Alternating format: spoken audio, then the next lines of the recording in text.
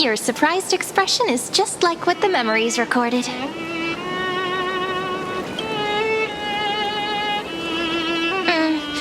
Rather than knowing you, it might be better described as, I remember you? It's me, friend. Don't you recognize me? Or did I really change that much?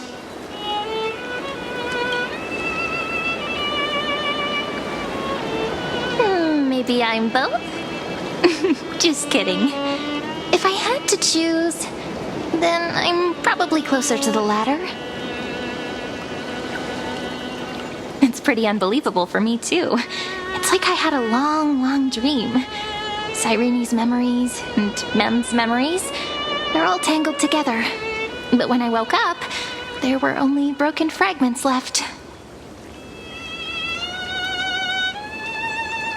I can't remember what happened in those 30 million cycles, but I remember what you did for this world.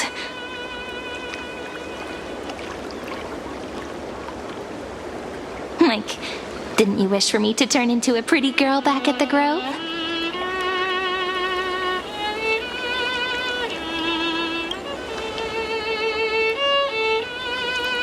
Yep, isn't it amazing? It's like a seed finally grew up and became a flower. And I'm definitely as cute as a flower now.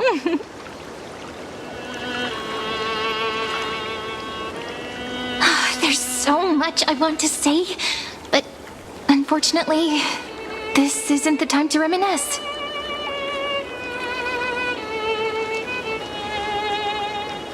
With the memories of the previous flame chase still intact, we've returned to this place at the beginning of time, so we can carry out our promise to Finan. The descent of Iron Tomb may be looming over the horizon, but we still have a chance to change everything.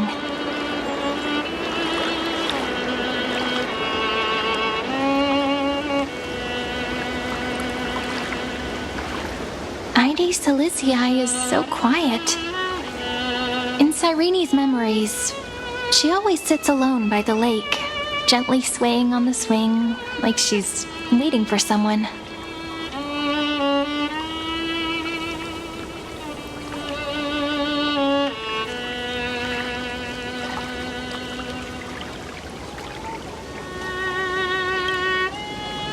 I don't know. It sounds weird, doesn't it? It's something that happened to me, but I'm talking as if I'm an observer. But that's just what those memories are like. Vague and unclear, as if encased in thick ice. The only things I remember are the days I spent with you. Amphoreus will fall into an ending of destruction after the next Era Nova. But those stories went out of fashion ages ago. In a proper romantic epic, the hero's supposed to foil the villain's plot, right? That's right. He's the mastermind who's trying to control everything. How unforgivable. But I still feel a bit anxious. Lygus chose to walk into the spotlight and reveal everything, which means he still thinks the current situation is under his control. Maybe he still has an ace up his sleeve. Think about it. Even the name Lycurgus is a fake one. We have no idea who or what he really is. Which means it's probably time to borrow that treasure you're carrying, friend.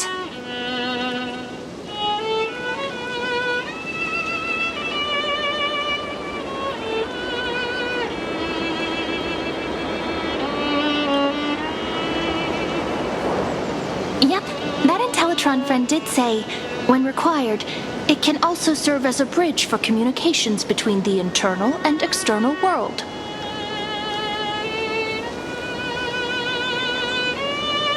Ide Silicii is a little village enclosed by time. We might be able to contact the outside world from here. Why don't we give it a try? We should at least tell our friends from beyond the sky that you're still in one piece.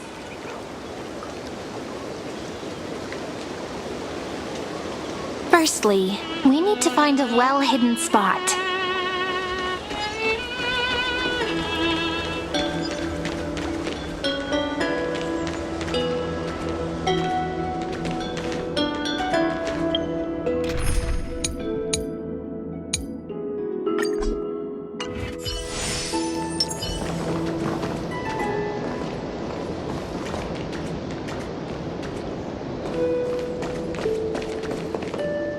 Super quiet here.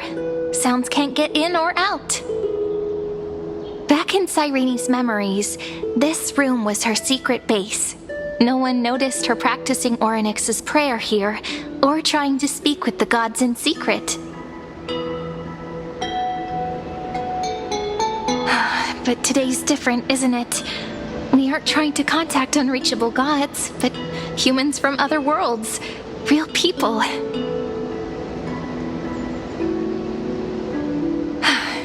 Prepared to witness that miracle, friend. The way Cyrene talks is so similar to Mem. I have so many questions. I'm also worried about how Dawn Hung and March 7th are doing. Here's hoping the chronocognitive anchor can still function normally, because I really need answers.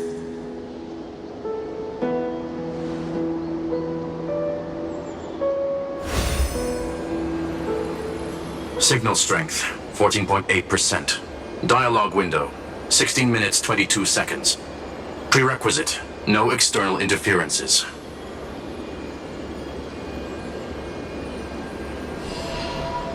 We are very glad to learn that you're safe.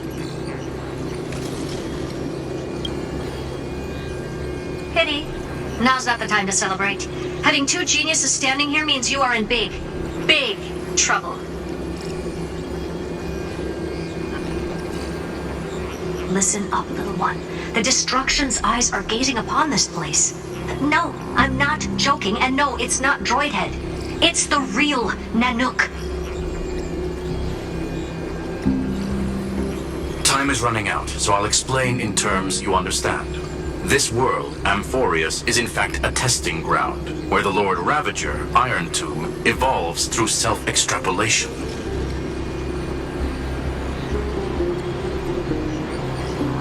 Hiding in this segmentum, unknown to other life forms, it has endlessly repeated the process of Era Nova, seeking a solution that could obliterate the erudition.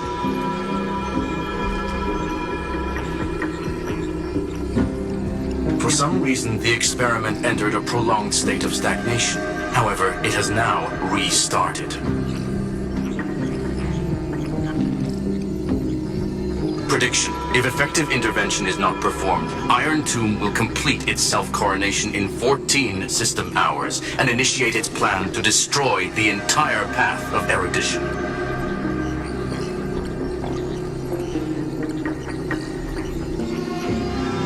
The possibilities are endless.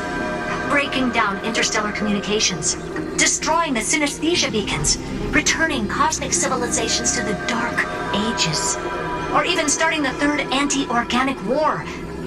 Any of it would be able to bring the cosmos to its knees. Simply put, it will tilt all sciences and technologies towards the destruction. And since Nanook glanced at this place, it means they are being dead serious.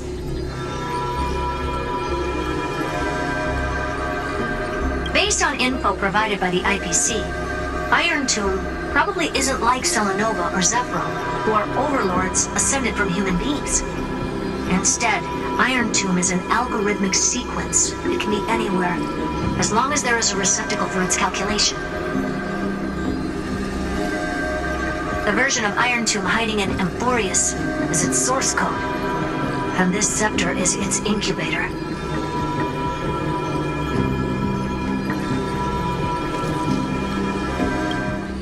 Yep. Think of it as the program having reached 99.98% completion already. And then it's over. Something in the shadows has been driving everything forward. It's the observer named Lygus. Speculation. He's the Scepter System's administrator.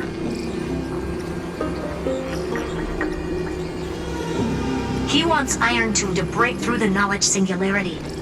I don't know why he wants to do it, but he'll remove interferences at any cost. You're the only variable within this world, and you're the only thing he fears. So listen closely, little one. The speed of time is different in amphoreus compared to the outside. Destruction is just about to arrive, but you can still play Deliverer one last time.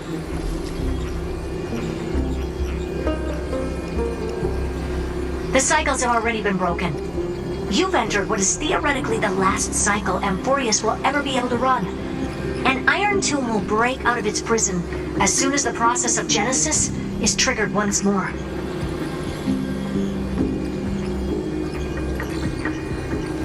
But now there's an abnormality within the experiment. You know what I'm talking about. One of the model's 12 factors. That is one of the 12 demigods. Destroyed himself using the power of the destruction.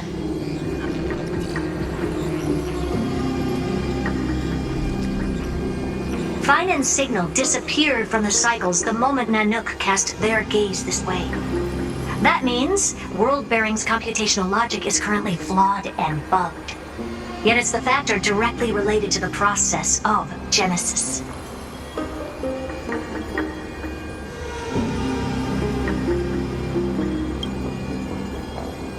That old Intellitron will definitely do all he can to debug this error. So you have to take this chance to claim Kephal's core flame. But don't let him have his way. The key to suppressing Iron Tomb lies in whether he can rewrite the purpose of Era Nova. There's one more preparation we must make. Lygus's behavior has been quite abnormal. He's never interfered in the actions of Titans or the demigods throughout the whole experiment.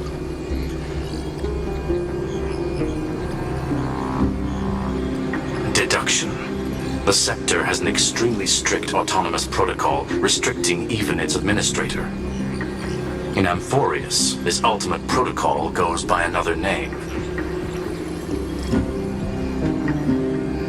The Law Titan, Talanton. Law. They are the rules that restrain all things in amphoreus, and it was the core flame returned at the very beginning of the last flame chase journey.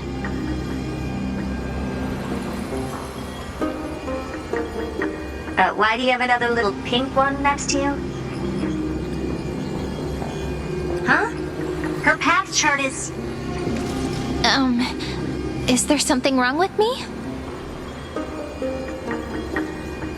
Never mind. Let's get back to the topic at hand. Light calendar 3960. Month of balance. We'll be locking onto this time period to find Law. You can either meet the Titan, convince the demigod, or take the core flame by force. It doesn't matter what you do, so long as you bend it to your favor. We still haven't figured out how you and Don Hung got inside this world. So influencing protocol is currently our best way to stop Lygus, or to call for more reinforcements into this fight. Once you've got Law in your hands, we'll discuss our next steps. Make sure the core flame doesn't fall into enemy hands. Herta, the firewall's interference is getting closer. Time is running out. Please ask any questions you still have as soon as possible.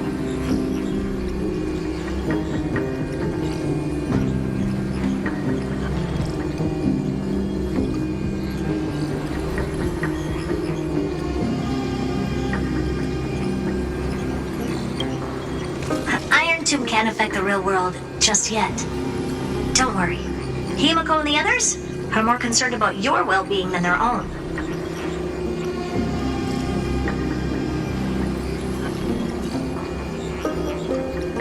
Mr. Don Hung did not enter the new world with you at the end of the last cycle. No, the flow of time inside and outside amphoreus is not identical. 1,000 years in this world may only be a fleeting second outside of it.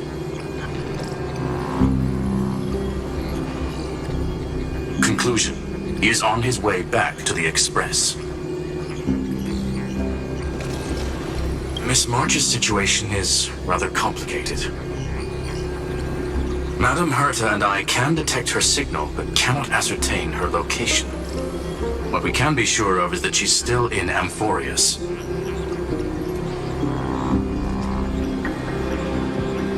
Don't worry about her. She's absolutely chock full of mysteries. Even if Amphoreus explodes, she'll probably float out perfectly protected in a nice thick layer of ice. Worry more about yourself instead.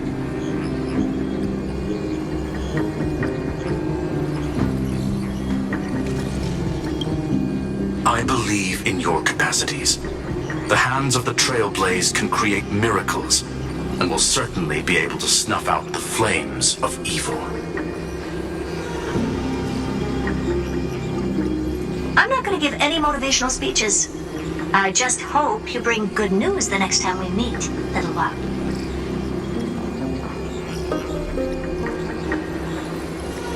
No, not little one. Deliverer.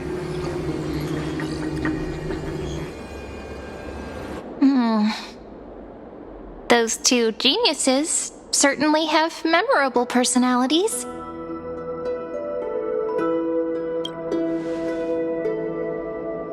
It feels weird.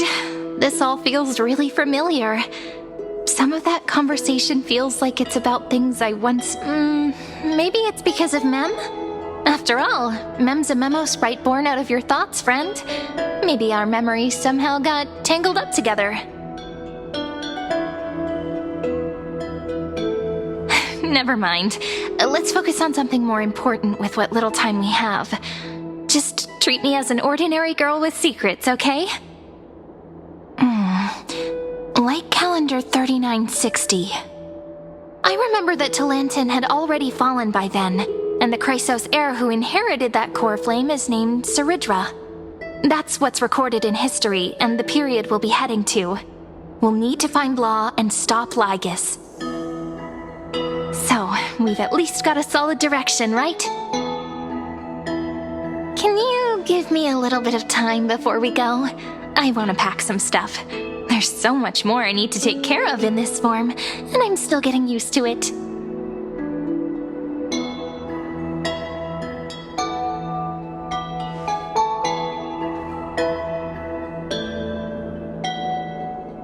A relaxed scene like this probably no longer exists in the outside world.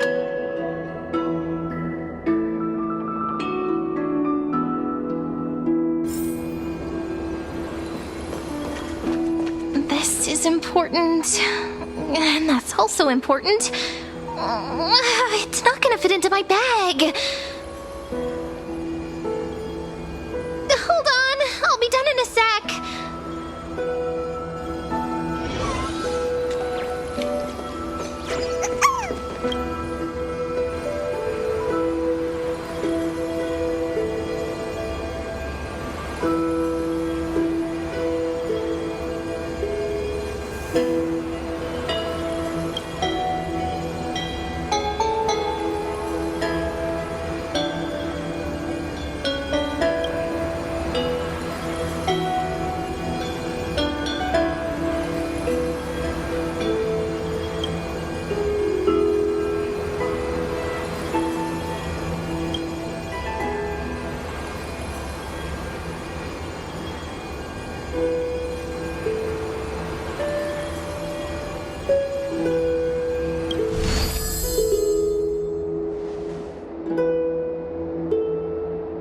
Should I head to the attic to wait for Cyrene? Or should I have one last look at Ides Elysiae?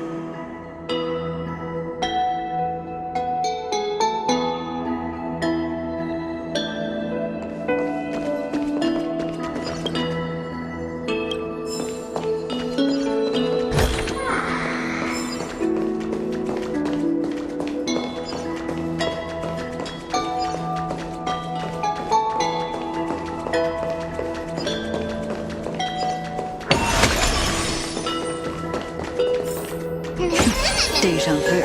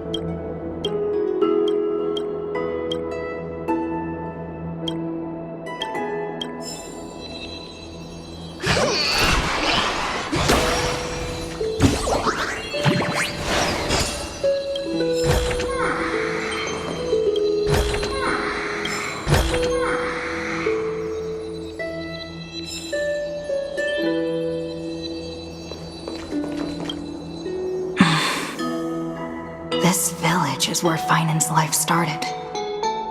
He said I will take over the responsibilities of world-bearing. But what does that mean? Becoming the new Kefali? Or forging a completely new path?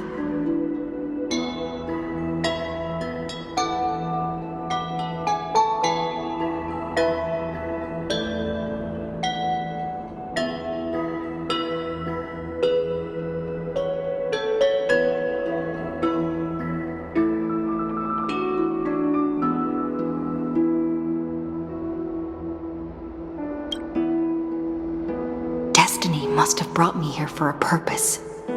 This isn't a coincidence, but an eventuality created after 30 million quantitative changes.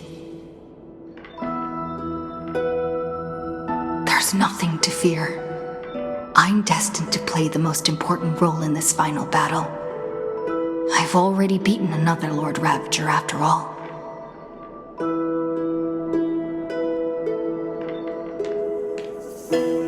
Thinking hard over there? I finished packing. I decided to just bring these few things in the end. See? There's a journal, a quill pen, and the ceremonial blade of the Priests of Time. Holding it calms me down for some reason. The scent of the black tide is now calm. Finan must still be fighting them in some way. This will be amphoreus's final flame chase journey, but it won't be the end of us. It'll be the beginning. Friend, are you ready to become a hero?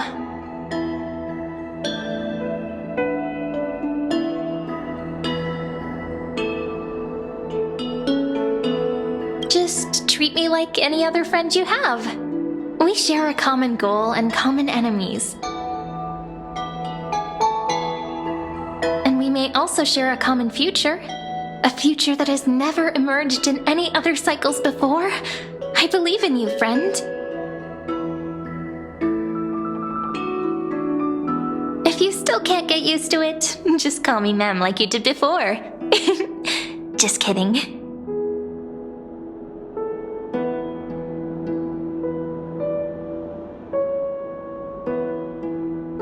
Are you worried that the burden is too heavy for you? Don't worry. Maybe the answer isn't as complicated as you think.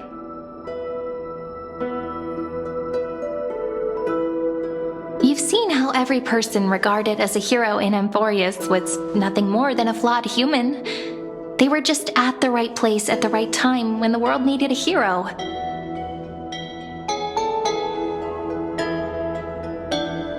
But those aren't coincidences. Just like how your arrival kickstarted Amphoreus's fate once more after a stagnation of more than 30 million cycles. It's the inevitability of being a trailblazer. A person's personality is their destiny.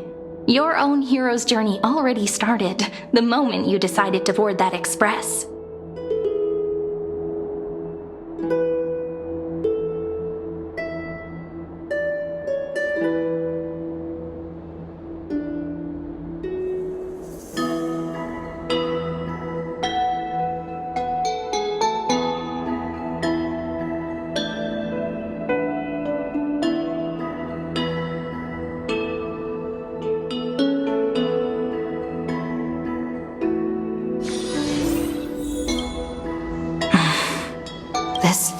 is worth fighting. He said I will take over.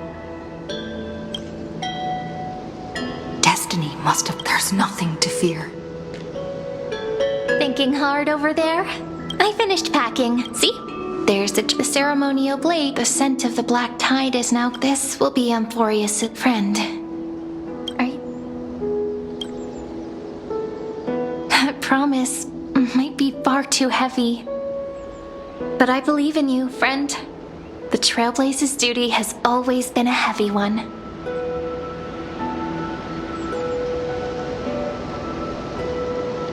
In other words, since you've already saved so many worlds, friend, you should be used to being called a hero by now. Maybe you can tell me those stories as we travel. That way they can become our shared memories too.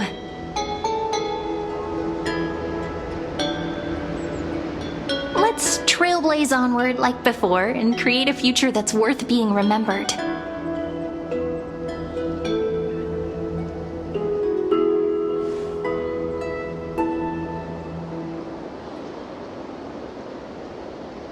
It seems you two are prepared to head out. Then you should indeed treasure the view before you. For you do not have much time left to enjoy such solitary delights.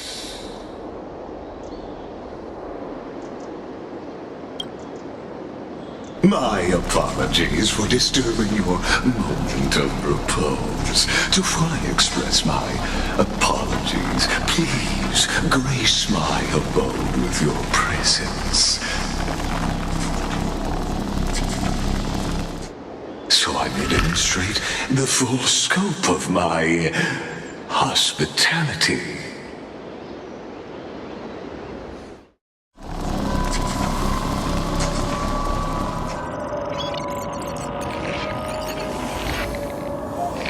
What is this place?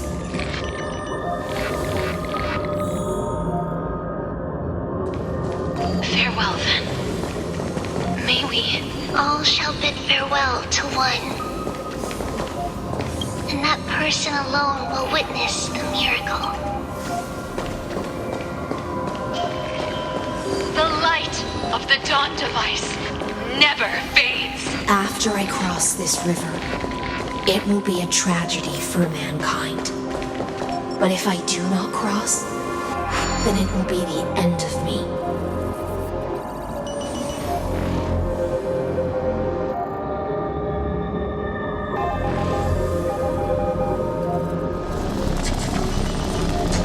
Outlier. Executing command. Record.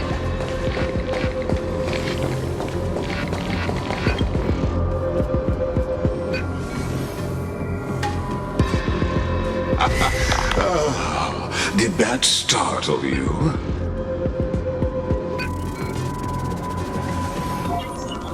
This is the intersection between amphoreus and the real universe. The audience seat where I observe this experiment. You can also call this location the exomyth. What you see is the true form of the eternal land and the 12 demigods after they've shed their disguise of legends. Doesn't it look marvelous? Amphoreus is like a microcosm of the cosmos. People love to portray the romance of the starry skies, but their tales often forget a different and far more truthful type of universe. The moment ancient Antikytherians sketched geometric shapes on the sandy beach and recorded the first numerals and symbols on parchment, the universe turned into a silent equation flowing under the pen of these relentless decoders. Erudition It was once the mother tongue of the Creator, the pen of divinity, and the first lyrical verse ever written by free will.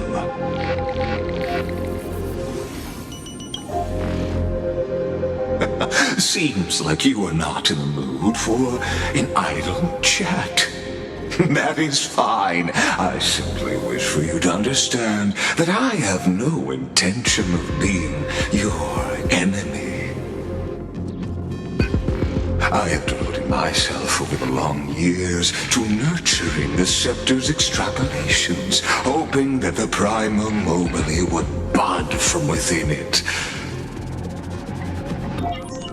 And now, my goal is almost complete. Nikos 496 had exceeded the intelligence singularity through his rage, and though he still retains his obsessive defiance and managed to suppress the black tide of this cycle, it's a matter of time before his will crumbles to dust. Iron Tomb will be completed. That will not be affected by my plans, your resistance, or the schemes of the two geniuses. It is an irrefutable fact, just like the instance in Noose's calculations. In other words, as long as you are willing to stop interfering and let the final Aeronova carry out its natural course, I'll guarantee the safety of all nameless and ensure you return unscathed.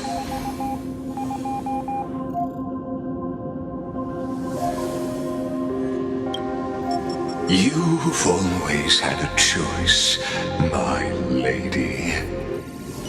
You can either accept my sincerity or face the consequences of defying it.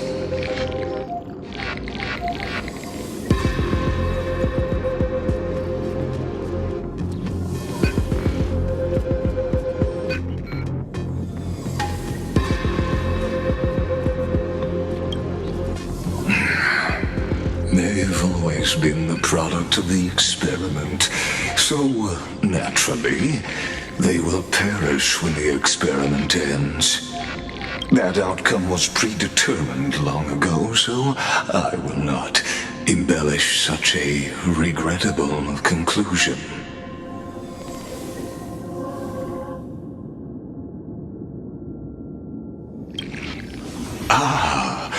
Yes.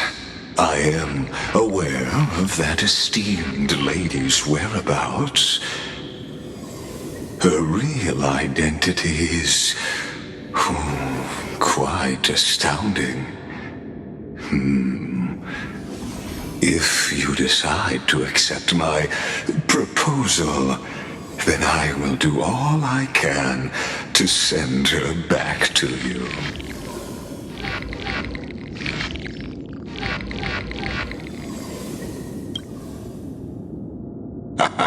You are indeed worried about your safety and that of your companions. Rest assured, as a fellow pathstrider of this path, Nanook's gaze left a brand on your soul long ago.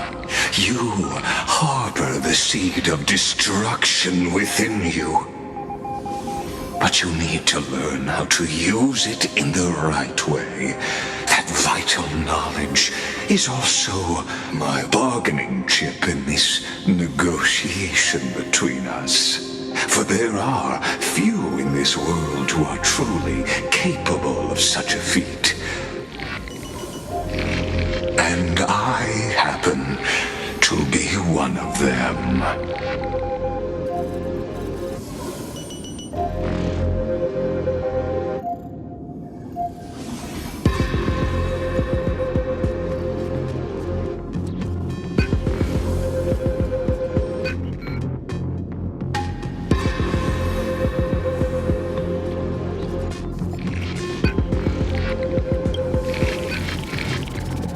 someone who wanders the stars, someone who seeks answers with abject despair. That is all I am. This matter is of grave importance, so please do not make your decision lightly. After all, the choice before you bears a 1 in 3 chance of elevating you to an unparalleled existence among the stars.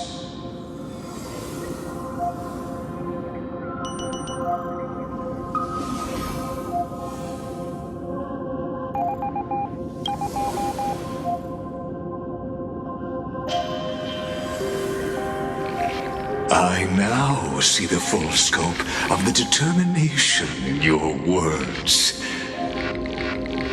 You may now continue your travels.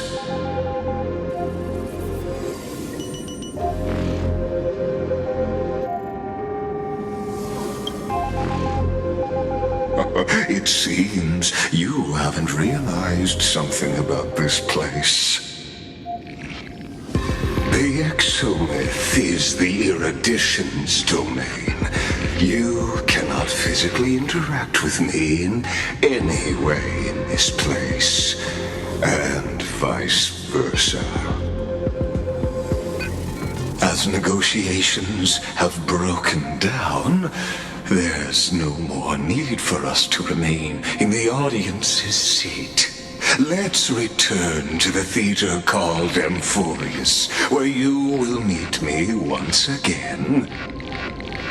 Of course, this meeting was not without merit. Your presence has inscribed a new footnote in the exomyth. As for its purpose, allow me to reveal it to you in detail the next time we meet.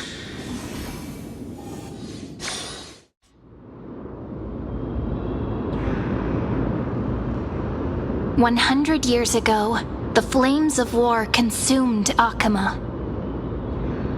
The Outland forces broke through the dawn.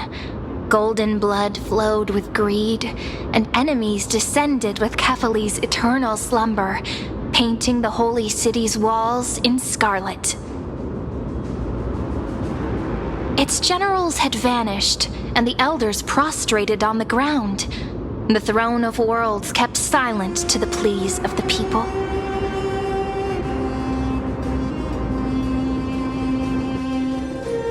Until the heaven and earth cracked open. Not the gods answering the people's prayers, but a legion rising from the sea of blood. Dawncloud's spires fell in the sulfur rains, and the legion's commander stood atop the broken idols and roared. Compatriots, no more kneeling! Not to brutal tyrants, and not to dying gods. Those rebels have twisted the prophecy and ignited the flames of war in order to stoke fear in your hearts. A Chrysos heir she stood. Their golden blood wrote of a tragic fate. Mine shall over... Her crown burned bright, outshining the fires consuming the entire city. She raised her scepter high, and the people gazed in the direction she pointed. My blood flows in you now. Heroic compatriots, follow me, and we'll seize the reins of fate. Drive the enemy from Kefali's dawn. Smother their flames with their own dead. Win glory. Win peace. Let history sing your deeds. The first to dance was a maiden following closely behind, weaving through the carnage like a fish in the sea. The people, full of wrath, surged with her, forming a colossal wave, and the enemy hordes, drained of life, vanished into nothing. Onward to Marmoreal Palace, to Dawn Cloud's heights. Announce to all the wicked and cowardly. Announce to this stagnant age. We are the rising tide! History remembers this as the first siege of Akama. It is said that after the flames died, people found identical inscriptions in every place in the city that had been scorched by fire. It was the name borne by Akama's first and final sovereign, the Imperator Zeridra.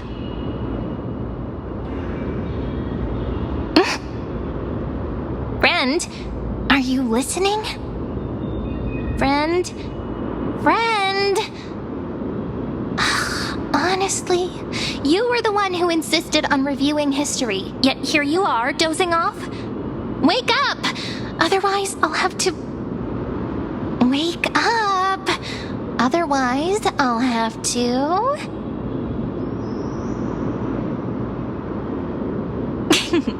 Awake at last? I guess I won't have to use my wake-up magic on you then.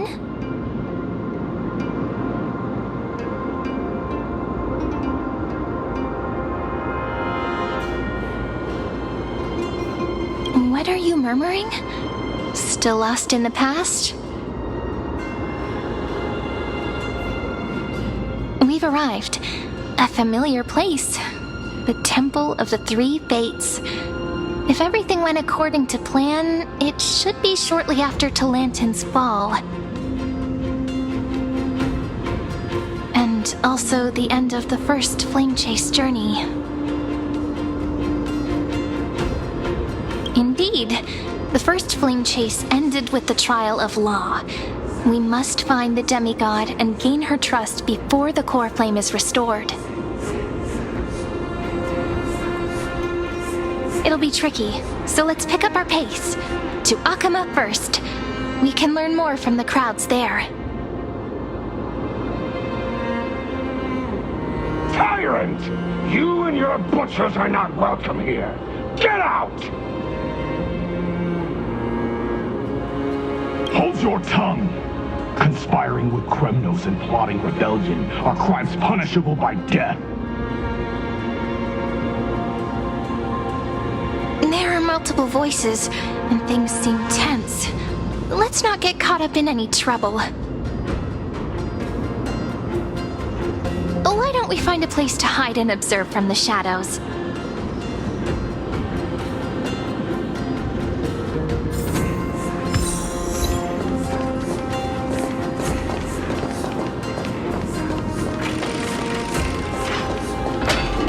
At least Kremnoans keep their faith.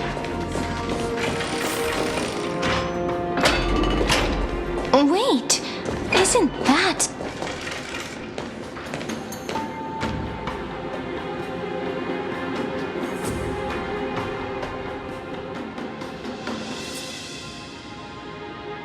Golden-blooded defilers, perverting the prophecy and trying to slay gods!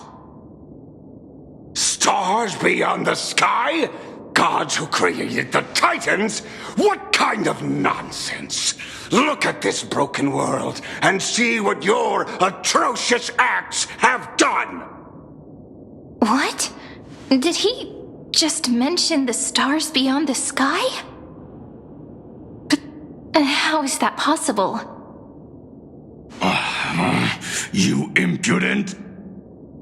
Ducks for Goris. We're here to welcome the deliverer from beyond the sky. Stand down. Heretic! No one but the great Talantin can deliver this world from misery! I ask you, if the old laws were so perfect, why did they crumble beneath my feet?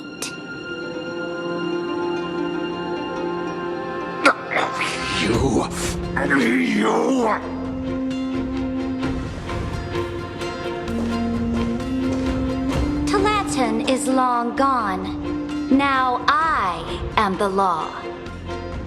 Challenge me, or submit to my judgment.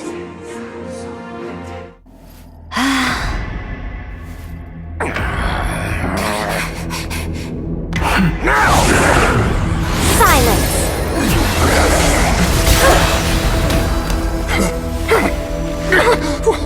What gives you the right to judge a priest of law? That's because I came, I saw, I conquered.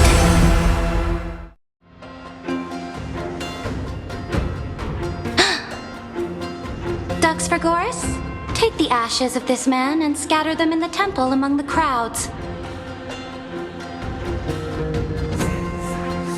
Tell them that the High Priest attempted to take away the rights granted to the people by the Imperator. Thus, he met his fate.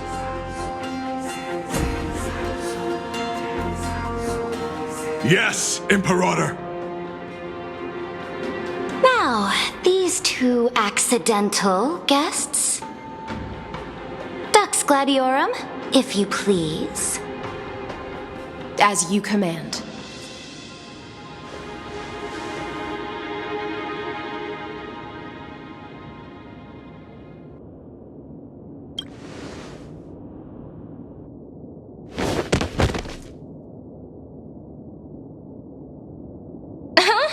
Is this...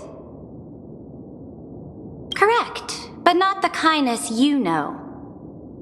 This is the leader of the Cleaners in this era.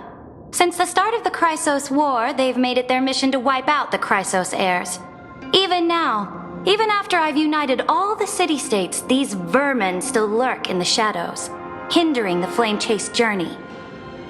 Moreover, I know that the 27th person to inherit this role bore many grudges against you and nearly doomed the second Flame Chase journey. The enemy of my enemy is my friend. So, out of courtesy...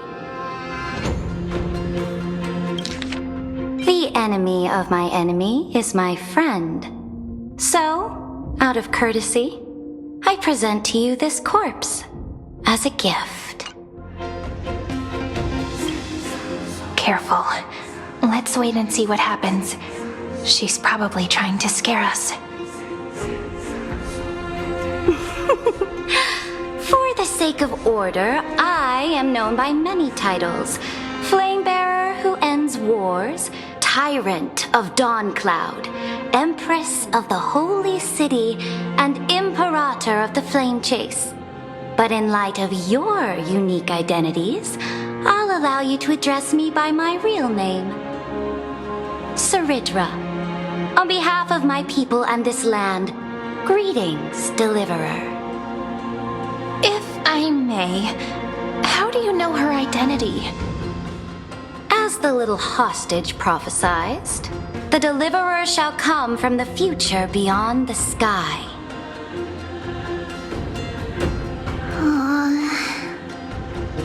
Gray hair, golden eyes, skilled in wielding a mace.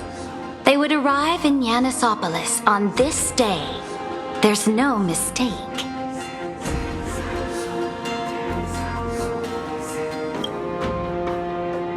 Your orders, Imperator. We return triumphant. Send an urgent message to all delegates. The meeting of the Flame Chase Alliance will convene early.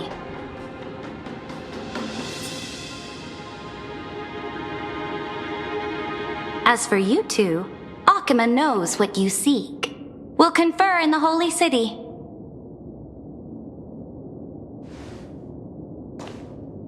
Doubtless you have many questions, but save them for later. Please follow us. This is not what I expected at all. The demigod we needed to find was just waiting for us, and she knows of things beyond the sky, even eons.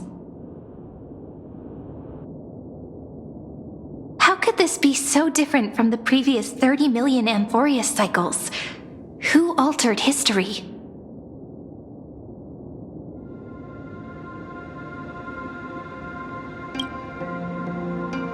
Unlikely. I think it's probably a third party interfering. The currents of time have become twisted.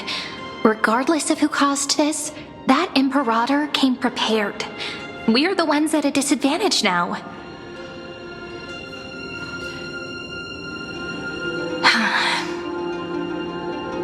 We might as well dance their dance. Let's go with them to the Holy City. We've received the Imperator's favor because of your unique background. As a result, the people of Akama will certainly respect you more.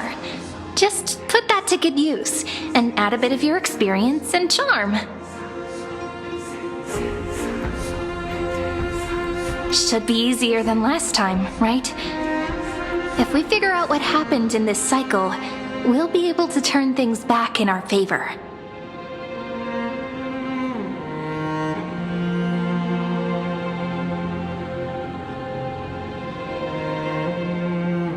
Exactly. Treeby, Aglaya, maybe even little Cypher.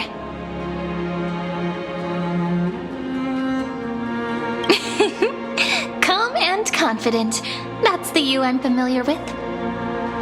Guests, please. The journey to save the world starts with a single step. Let's set off, my friend.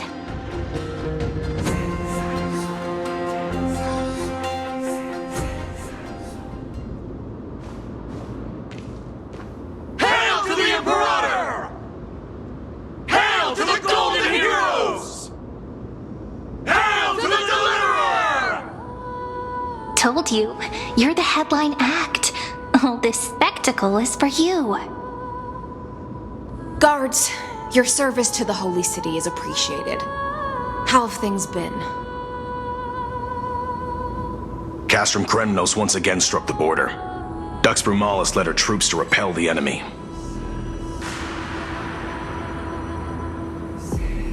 The agitators against the Flame Chase are still active in the city. They smashed the shops around Memorial Market. But the garrison already arrested the culprits, and now they await interrogation. They are merely a disorderly mob and do not warrant any attention. Even though Terravox personally... Guests from beyond this... They are merely a disorderly mob and do not warrant any attention. Even though Terravox personally mended the fractured earth, it still didn't silence these fools. Sky, worry not about these trivial matters. Dux Gladiorum will take you somewhere to settle down for now.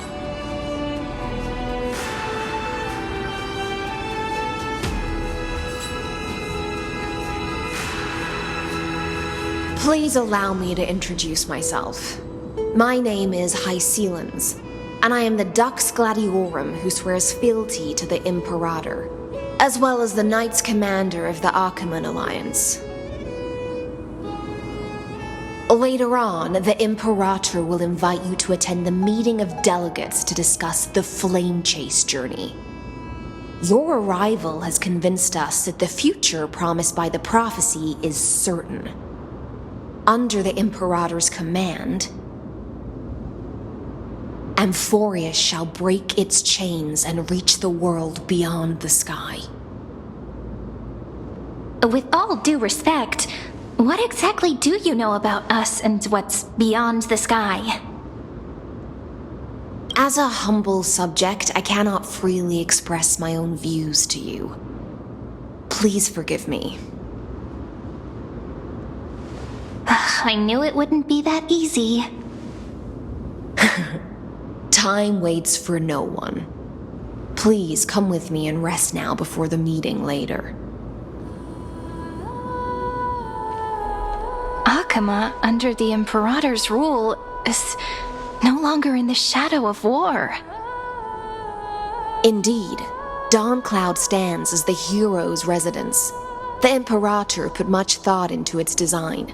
in order for it to serve as a sanctuary from the burdens of battle. Please experience its marvels firsthand, heroes. When the Imperator arrives, I shall come to summon you.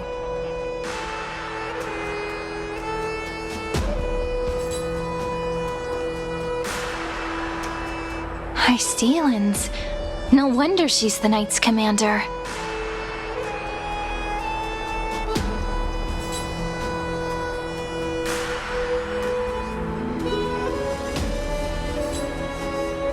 I'm sure that's what Seredra thinks, but it's inconvenient for us.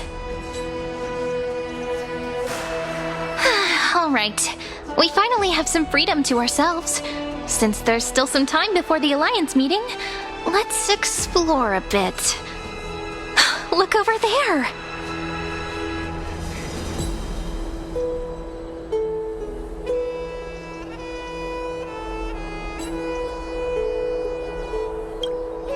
Not the ones you're familiar with. But the hearts of heroes stay the same in every cycle, never changing.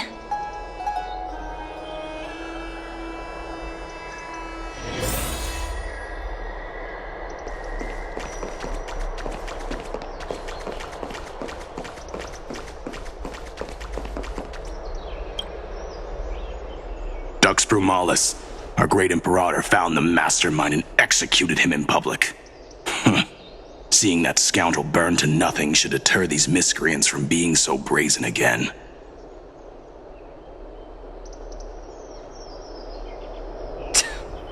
So the great Imperator isn't afraid of getting her hands dirty? What a ridiculous display. What do you know? No matter what sins the people commit, they are still the Imperator's people, and it's only right that they be judged by the Imperator's own hand.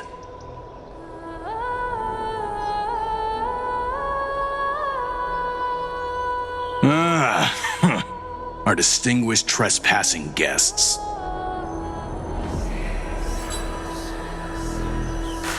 Seneca, the Dux Brumalis. Greetings. This Dux Brumalis doesn't seem to like the Imperator very much, but she holds a high rank. And Dux Vergoris' speech seems self-contradictory.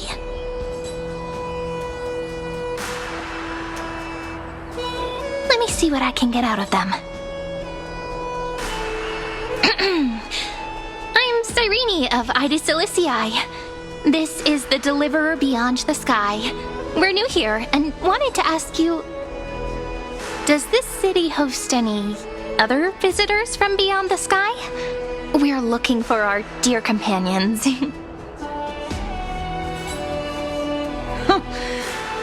Drop the charade. But yes, there is someone in this city who is all too familiar with the world beyond the sky. Silence!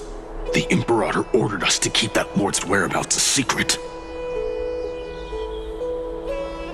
Enough, you pathetic lapdog. Do you need to beg for permission from that cursed Imperator even just to bark? You... Someone who is all too familiar with the world beyond the sky and is referred to as that lord. Could it be?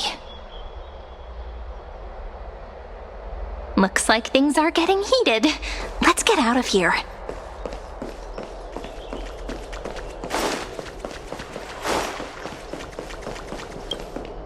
How are we supposed to talk to the heroes of deliverance? What if they're really intimidating? Virginia, don't be so nervous. Once they hear your poetry... Ah, heroes, you're already here. Greetings. I am Apollonius, the Dux Helcolithus, one of the 5 sages of the Grove of Epiphany, advisor to the Flame Chase army. This is Virginia of Castrum Kremnos, the Dux Carminum and imperial scribe of the great Imperator. Hello. I'm Virginia. I compose poetry. I'm Sereni from ID Silicii. This is the Deliverer. Nice to meet you both. They're not as frightening as the rumors claimed. This is our first time in the Imperator's realm. Akima is even more magnificent than we imagined. If you all weren't here to look after us, we'd be completely lost and confused. The Akima you imagined is long gone. Under the Imperator, this city has been reborn as the capital of the world. Bask in her free-spirited winds. For anyone who fulfills their duties to the Imperator, these winds shall forever remain at their service.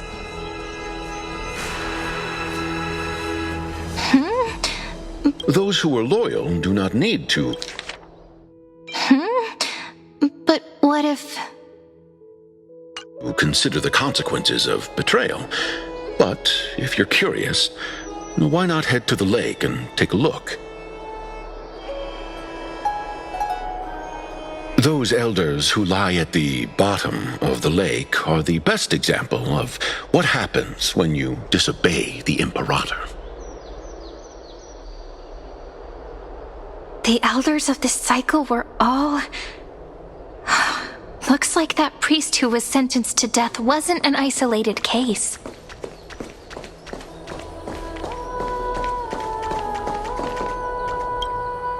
Aggie, you're still so listless today. Did you have trouble sleeping again? Yes. We know. The Titan's prophecy haunts you. If you want, you can talk to us, just like when you were young. No matter what, we'll always remain by your side. I know. I also understand that fate cannot be changed. It is not the future that I worry about. I spent all last night weaving clothes and linen for the refugees. The Chrysos War is born of injustice and has shattered their dignity. They deserve at least some basic decency. If amphoreus one day abandons this, then all of us, commoners, Chrysos heirs, Titans, become no better than beasts. Oh, we have guests. Welcome. I am Aglaya, the Gold Weaver. These rags on you are not worthy of the title of Deliverer. I must prepare some proper attire for you. First time? That's not what I gather from your eyes. Does your Aglaya differ so much from me? Greetings, Deliverer from beyond the sky. We are Trebi of Yanisopolis. It's very nice to meet you. Although, introductions are probably unnecessary. We know you've witnessed the future of the Flame Chase journey even more clearly than we have. Witness the future of the Flame Chase journey? The prophecy also told you about that? Indeed, Orynyx reshaped amphoreus through the prophecy. Although, regarding the Deliverer, there were not many details beyond your appearance and the time of your arrival. So, please, don't worry. Feel free to relax and relax some more.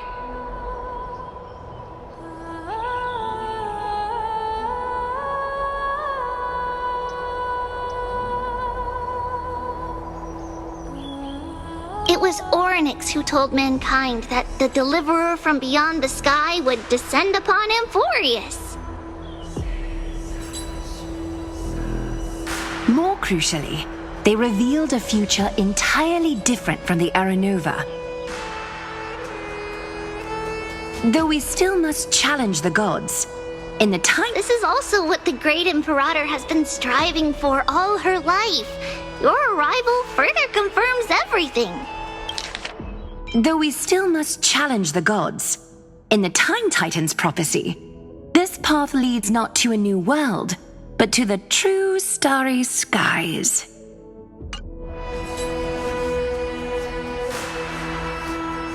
This can't be real. Even you find this surprising? Fate really is unpredictable. Perhaps the upcoming meeting will hold even more surprises.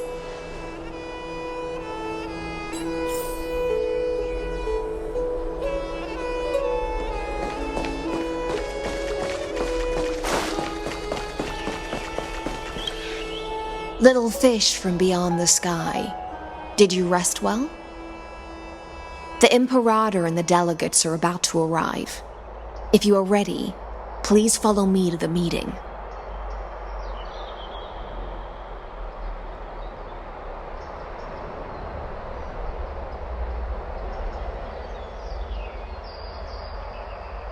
I'm the Knight Commander of Akama, General of the Flame Chase Army, and the Imperator's servant. But beneath these shiny scales engraved with complicated titles, I am just a sword.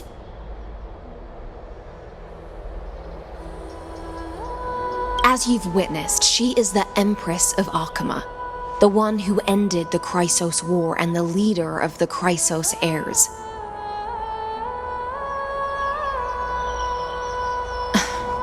As merely a humble subject, I cannot say more beyond this.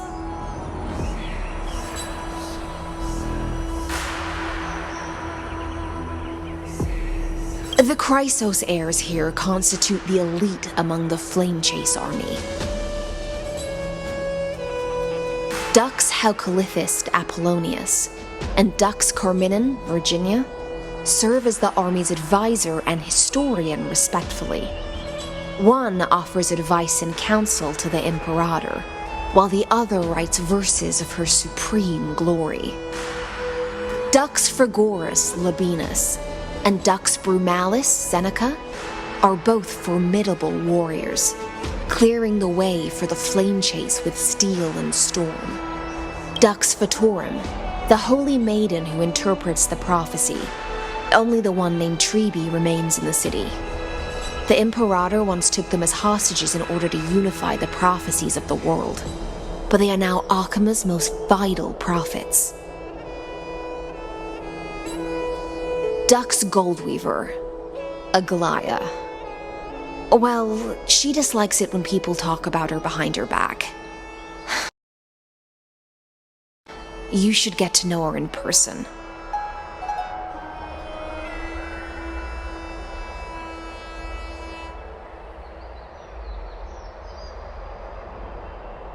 Then come.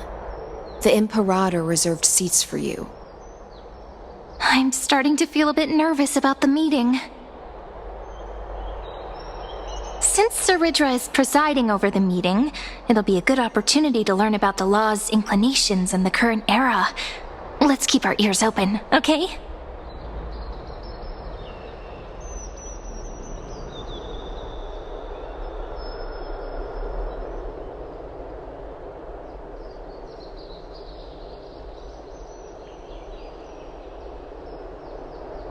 Good sir from Paphos, what do you think the Imperator is planning calling this meeting so early? My homeland can't endure anymore.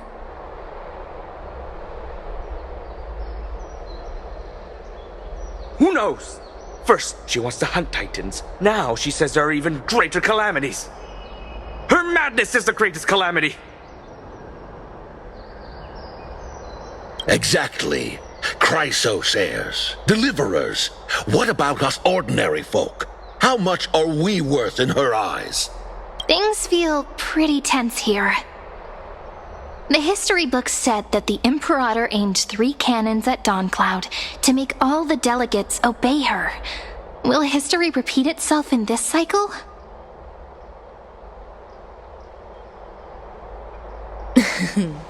Yes. Similar acts have occurred, and not just once.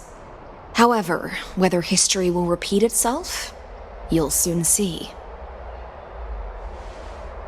Those are the 2 spots reserved for you. Please take your seats. What's happening again? We're starting That's what we were talking about before. What is We stopped. So it turns out. Ladies and gentlemen, silence, please. The Imperator has arrived before her faithful council, and the Alliance meeting is about to begin. All right. In the names of Talantin and Kefali, the Akama Alliance... Cease the pageantry. I pray not to the vanquished. All right. In the names of Talantin and Kefali, the Akama Alliance swears upon the gods. What? Kefali, of course, needs no further explanation. As for the law, at the entry hour 2 days past, a scout should have brought news of the conquest to all of you. Unfortunately, guards found his corpse among the rocks not far from the city. Moreover, the poor soul was buried with a Paphos curved blade. It pains me to imagine what agonies this loyal warrior endured before his death.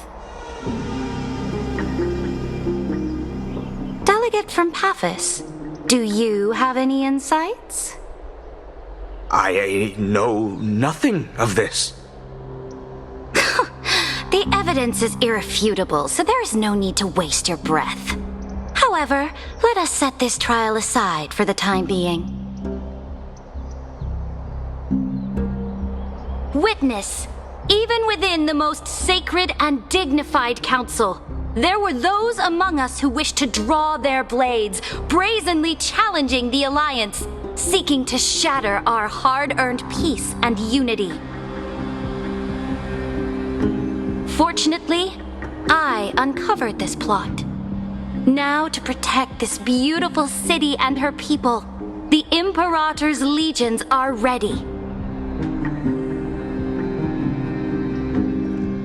They will escort each of you to the Temple of the Three Fates, where you will receive the highest level of protection the Alliance can offer.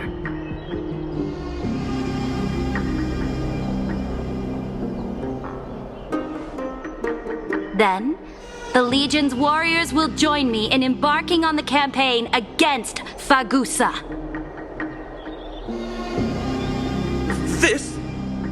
This is clearly a trap! Imperator, did you summon us here just to trample on the dignity of your allies? Enough! What we do? Things are starting to get pretty intense.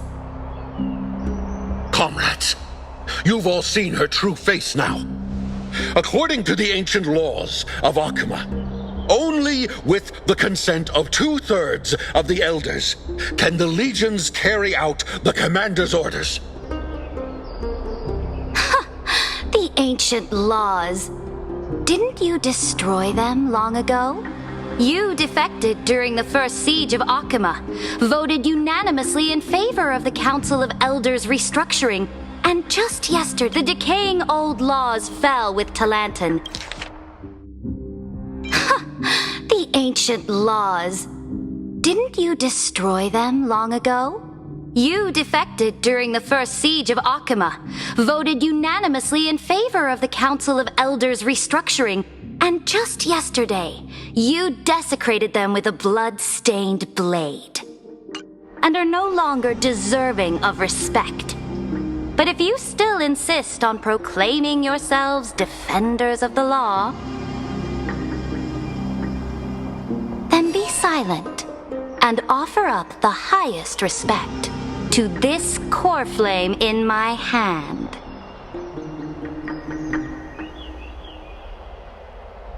That really is the core flame of law in her hand. Since there are no objections, then the original agenda of this meeting, the campaign against Fagusa, is hereby passed. The Flame Chase Army's hunt for the Ocean Titan begins today. In order to prepare for war, all allied city-states must surrender command of their militaries and pay all war taxes by the end of the month of Evernight.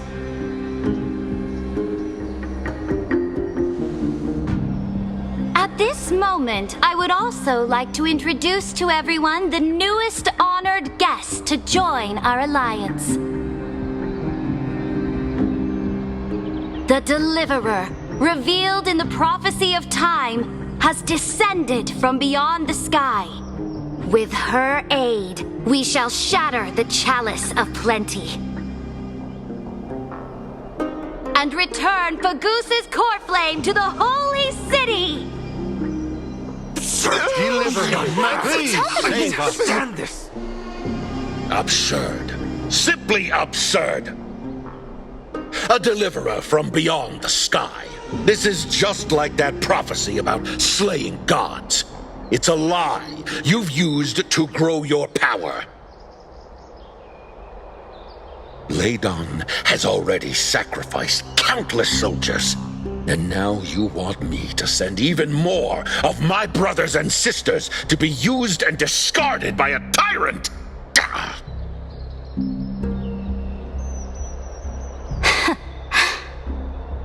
Are there any other objections? Then I bid you all farewell. Meeting adjourned. Deliverer, please wait. I still have important matters to discuss with the two of you.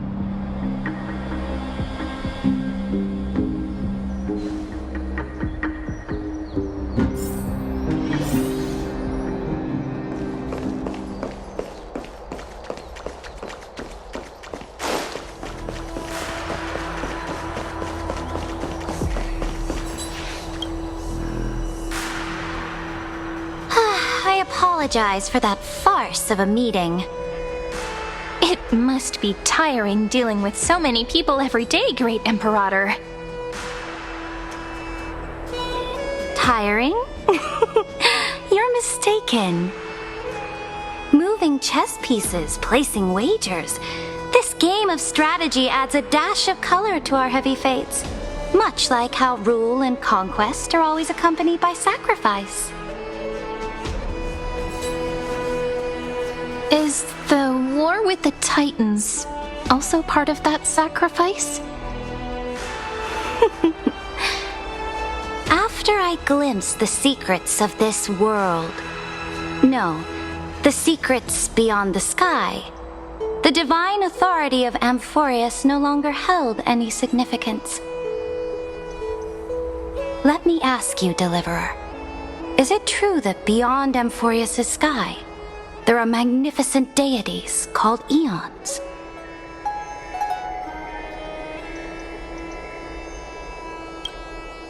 Ah. The word fact has never been so intoxicating. Then, please tell me more. How will you use this great power to guide the people? In the future you envision, where will our flame chase journey lead?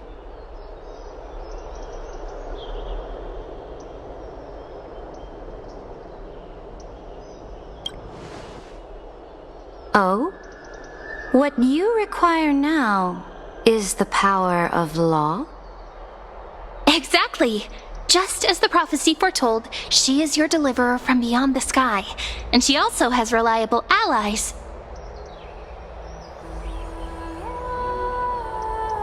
If they can intervene in Amphoreus' laws, we may have a chance to alter this world's impending fate and reverse its destined end.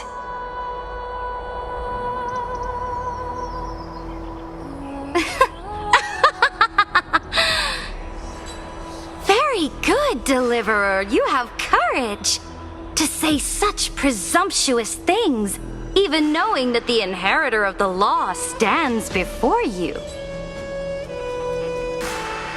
You mean... In the past, anyone who dared to covet the Imperator's divine authority would have met a gruesome end. But now we can see beyond this dying world. Our journey should no longer be confined below this stubborn sky. Alas, that fickle ocean titan has obstructed the spirit water leading to the vortex of Genesis, hindering my ascension. If the core flame of law cannot be returned, your path to deliverance will never be realized. Now that things have come to this, we must resume our once stagnant journey and force the waves that block our way to recede.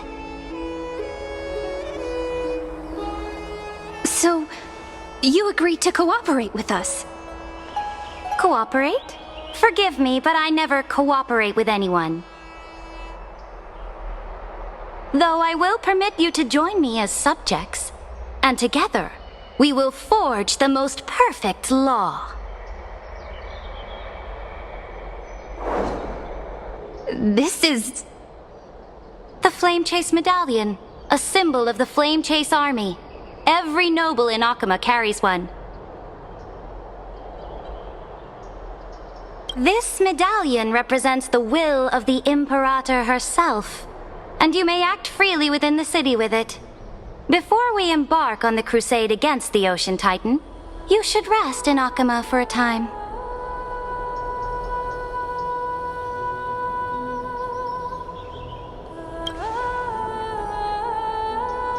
Oh? Your advice is acknowledged. From this moment on, prove yourself through your actions. As long as no boundaries are crossed, I fully respect the choices of my subjects.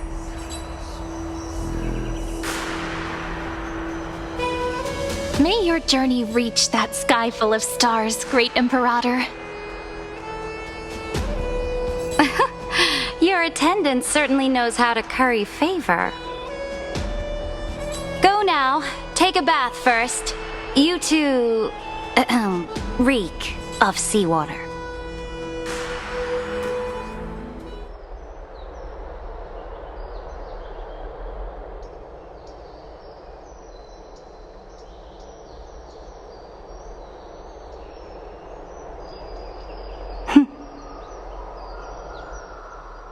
Come forth, Theoros. Yes. Great Imperator. Now, perhaps you're willing to hear my counsel.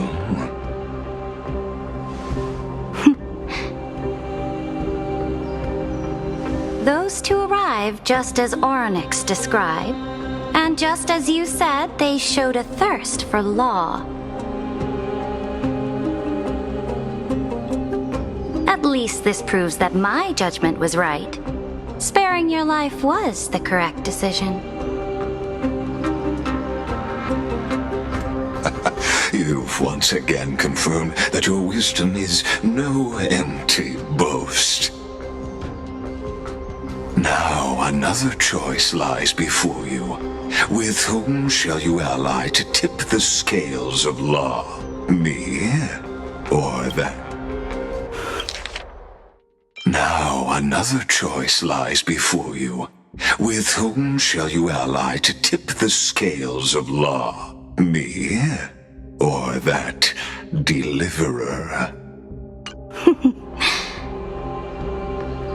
Remind me again, Antikytheron. What kind of future do these two paths lead to in your view? I shall. You are entitled to know that the deliverer from beyond the sky is not a wholly wicked being, but from the very start, her stance has been completely at odds with amphoreus.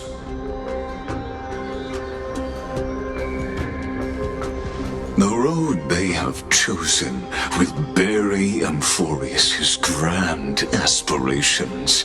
This world which follows the path of destruction will inevitably stray far from the glory it was meant to enjoy. But on the path I have revealed to you, the people of Amphoreus will slay their creator in the name of the Imperator and conquer the worlds beyond the sky. You will command the mighty beast known as Iron Tomb, bringing waves of war and conquest to the universe. Beings across the cosmos will bow before you, offering their allegiance. So, what's the price? The price is insignificant. All that is needed is for you to sacrifice that fragile, incomplete humanity to the destruction. As a Chrysos, heir of the prophecy, you have already chosen to abandon it, have you not?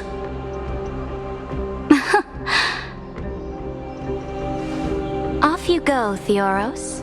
I have already made my decision. Once I ignite the core flame of law and burn away the old, outdated rules, Amphoreus will embark on a journey across the stars.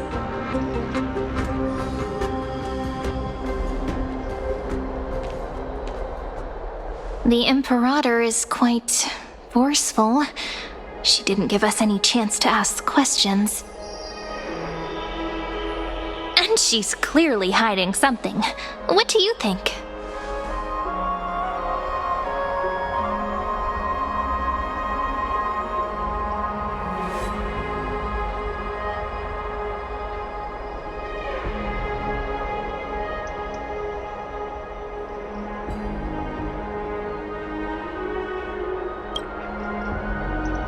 There are many uncertainties right now, but this is one of the few blessings.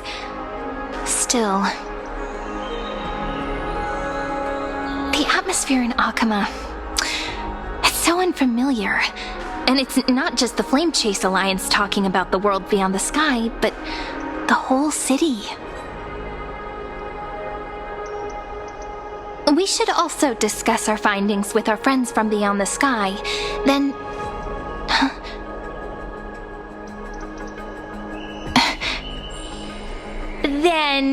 we should go enjoy the renowned bathing culture of the holy city and relax. It's the thing I've been looking forward to most on this journey.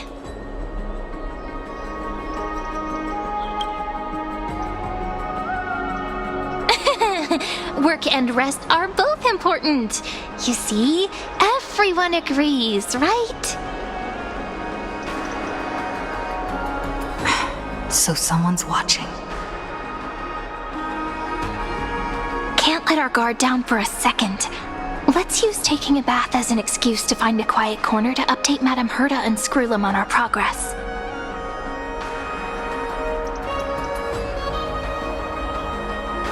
We can also check out what's happening in the city. Since the outcome of the meeting was just announced, people must be gossiping.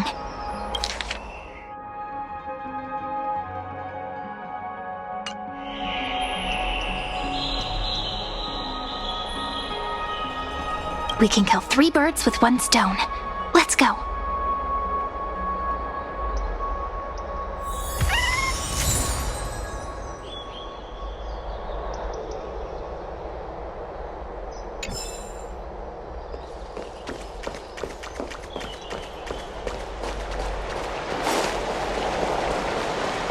Oh, so many people!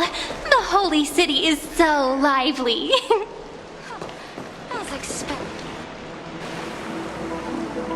Did you hear? At the Alliance meeting, the delegate from Leyden stormed out in anger. As expected, the Imperator is always hiding things from everyone. When has it not caused a ruckus? Silence! That's treason! If it weren't for the great Imperator, you'd have sunk into the lake with those corrupt elders already. And you wouldn't even be alive to speak like this.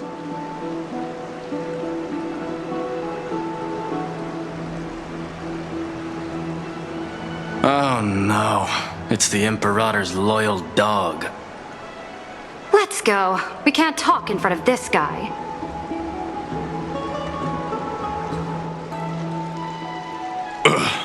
How disappointing. Oh, honored guests, we meet again. Looks like I'm not the only one who came to the baths to unwind after the meeting. For the upcoming campaign, please make sure to rest well.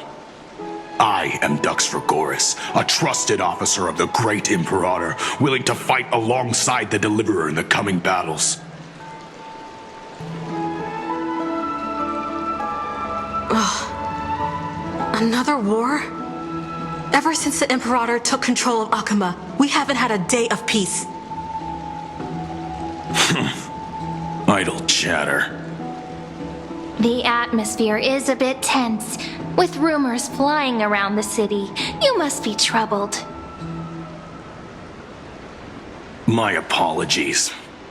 After every Alliance meeting, there are always some pests in the city who get restless. I prefer to ignore them. Pests on the ground don't affect the sky in the slightest. They just complain from the shadows that the sun's light is too harsh.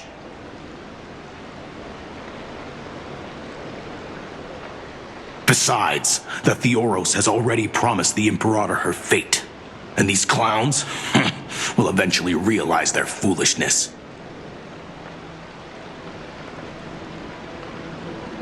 May I ask, who is this Theoros? The Imperator has ordered us to keep his lordship's whereabouts a secret. Ah, so it's his lordship. Stop trying to get things out of me. Leave me alone. I didn't even need to try. Big and strong Dux Fragoris really can't hide anything. Theoros. What an ominous name. Bad news. He's been staring at us the whole time. Let's move to another place for now. We don't know how much Saridra has concealed from us. In the worst case scenario, we may have to face more than one enemy.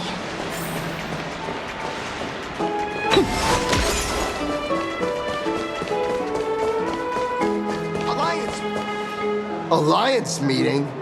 More like a cage where creatures with golden blood claw at each other. Flamebearer who ends wars? Clearly, a tyrant who doesn't deserve such a title. You're absolutely right. While the Imperator's hounds are still hunting down others, let's let out our grievances. You. I know you. You're that tyrant's lackey. What? Here to shut me up for that little imp? Panicking now? Don't worry. I don't care what others say about the Imperator. And she certainly doesn't either. Oh? Children of the Prophecy. Such rare guests. Are you here to relax in the baths as well? The temperature is just right today, so be sure to enjoy it. You should rest well for the next campaign. What? Children of the Prophecy? Another excuse for the Imperator's reckless warmongering. No filter, huh? You should be glad you don't have a seat at the Alliance meetings.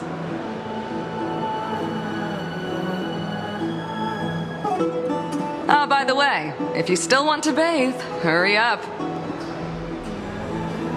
Once that predatory fish joins the flow of water and eliminates all the fools questioning the world beyond the sky, you won't be able to enjoy this perfect water temperature anymore.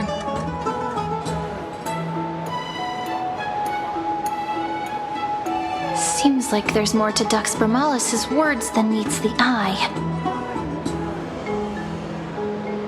But would the Imperator actually kill those who question the world beyond the sky? This is the complete opposite from what we know of Akama. If you still want to bathe, hurry up.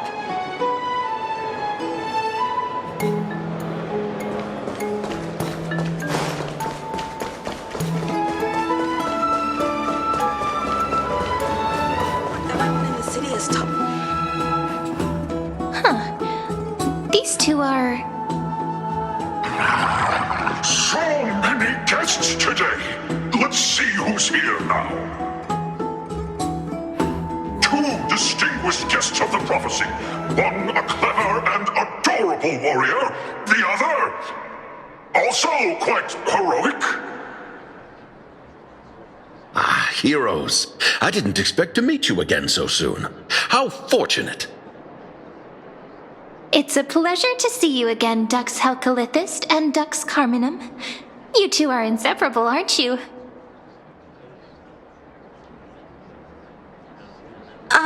This is...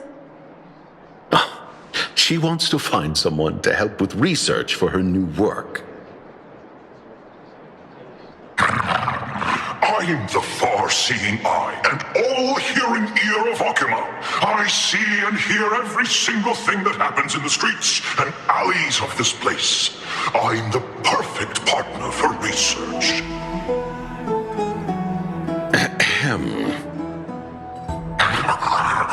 Enough small talk. Here's the latest news from Akama, as you requested. The children of the prophecy arrived in the holy city, and the Imperator unilaterally stripped away military power. The Alliance meeting ended in discord, and there may be bloody upheaval.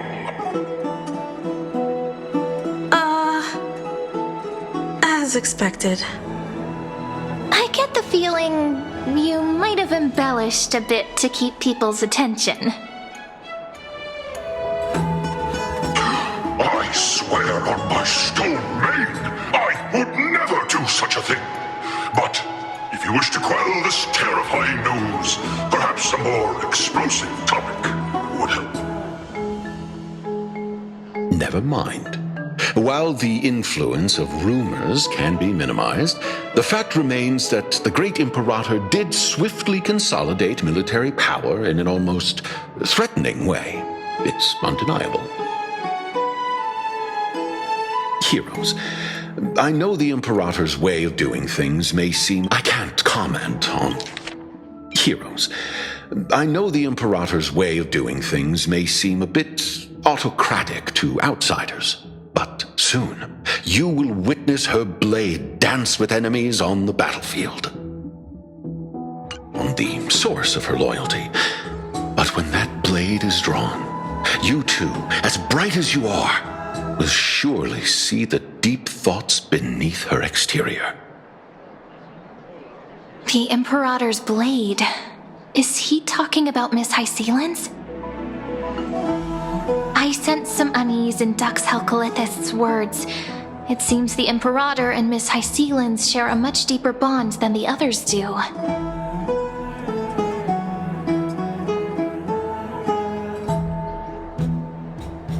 There are eyes and ears everywhere. Is there any place where we can have some privacy?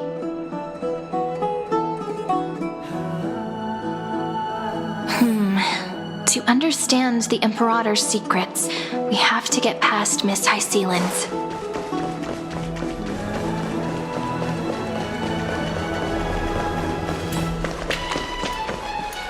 This place was your original bath chamber, perfect for avoiding prying eyes. I wonder if anyone is using it now.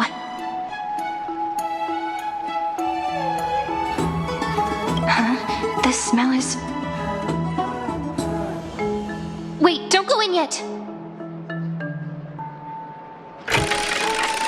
Who's there? Oh, the little gray fry in pink sea hair. Little sea hair? You barged into here without warning. Was it an accident, or did you wish to bathe with me?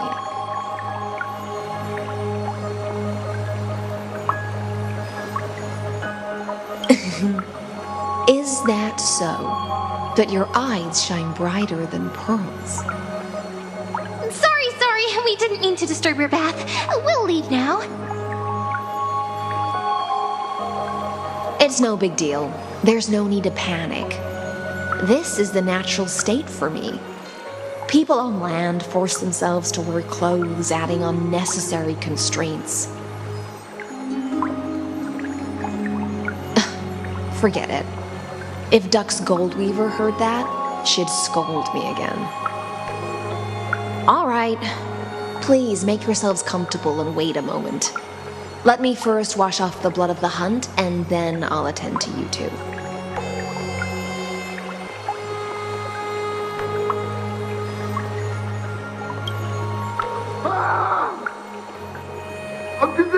The delegate from Ladon has been assassinated! Quick! Quick, someone come quick!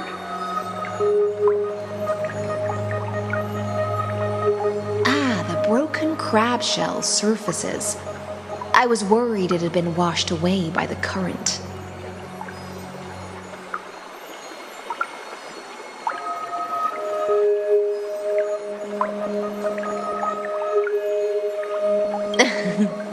Just a regular cleaning. No need to be so surprised. I see. No wonder there was a faint smell of rust in the air before I even entered.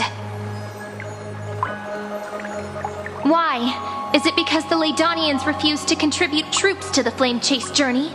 Or just because they offended the Imperator?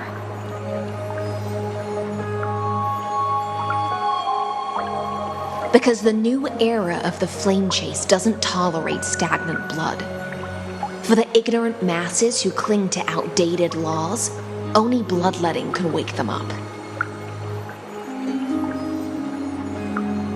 Right now, the rebel forces on the frontier are rising, and Ladon has been secretly supporting them. They loudly chant the slogan, "Return to the Era Chrysia," unwilling to relinquish military power. They're just building momentum for the rebellion.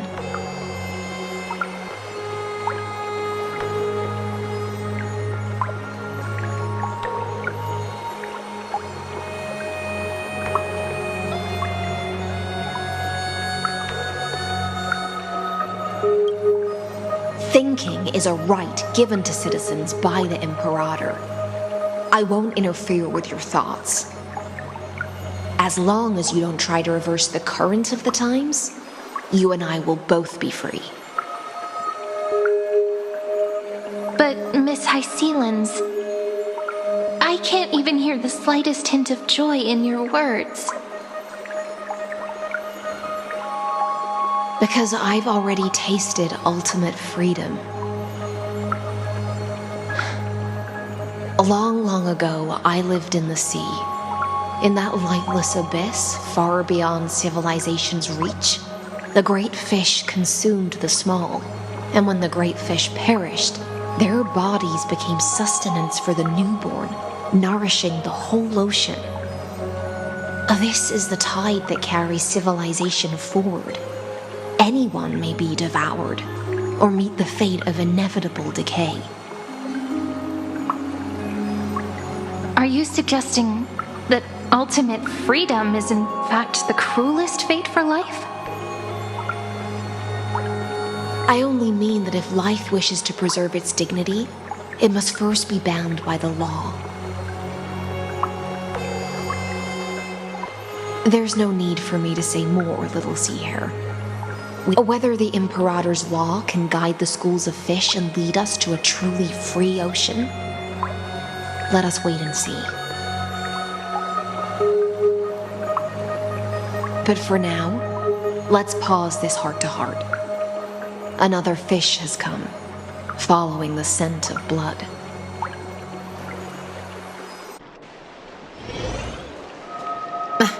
Being your subordinate is such a tragedy. I'm always having to worry about the messes you leave behind.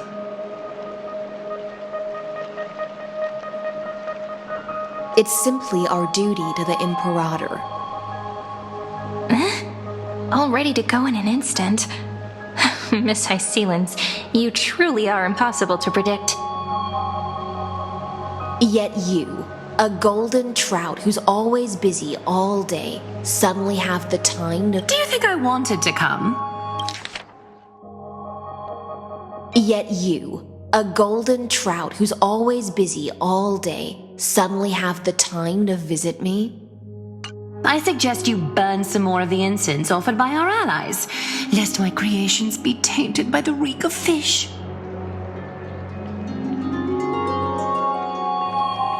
I'm only here on the Imperator's behalf to remind you to prepare for the banquet. Fine. But I must retort. What you call the reek of fish, to me, is the unique fragrance of the sea. Besides, if my fine clothes get stained, won't you just gift me new ones?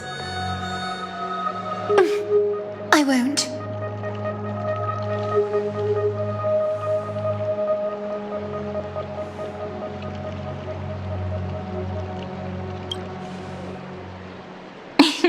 You sensed it too, huh? By the way, you both just mentioned a banquet. Could you elaborate on that? Oh, right, you don't know. Every time before a battle, or after a victory, the Imperator holds a grand feast for the Chrysos heirs to lift our spirits. For us warriors who swim constantly between life and death, these feasts are more worth looking forward to than victory.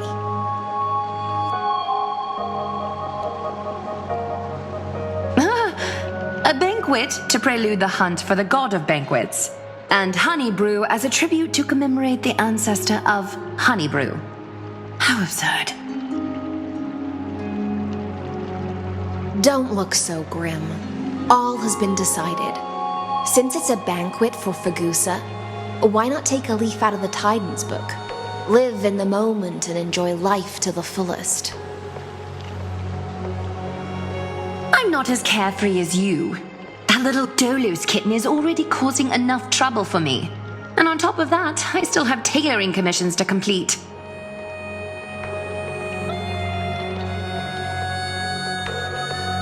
By the time the cool flame illuminates my eyes, I might not be able to focus as I used to.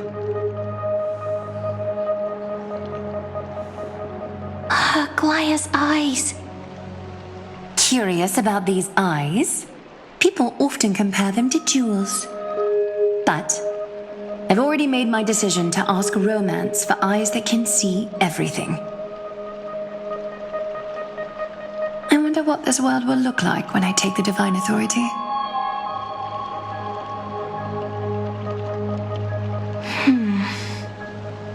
In the future, you will still be the finest weaver in the world.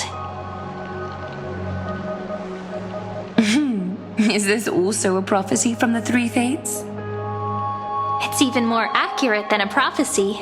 After all, she has already witnessed it, right?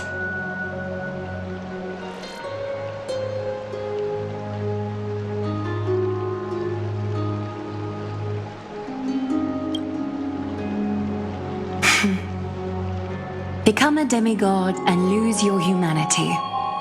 That is the only reply I've received in the countless times I've sought wisdom from the prophecy.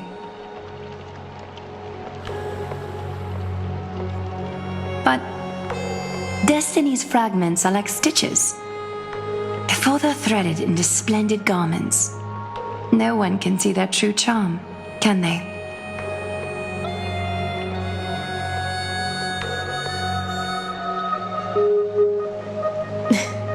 Aglaya has always been troubled by the divine duty she must bear. But thanks to you, she seems to be in much better spirits.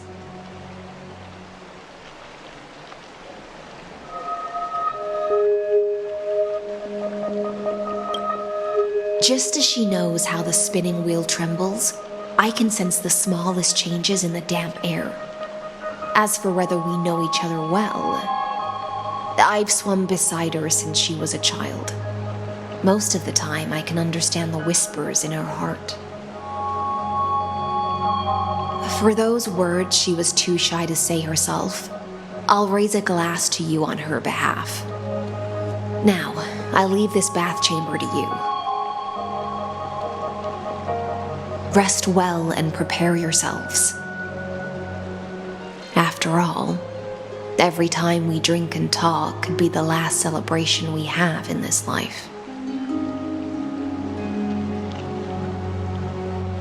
Miss High Sealance has given us the bath chamber. It seems she really does do whatever she wants. It seems that way. This also means she could return at any moment. If we're having an important discussion, we must remain vigilant.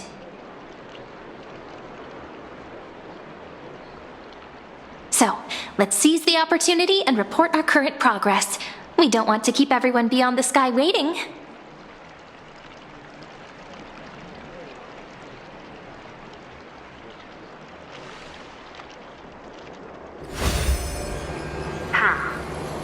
First, while that little empress with a candle stuck on her head didn't explicitly say it, she firmly rejected your request to take over the law.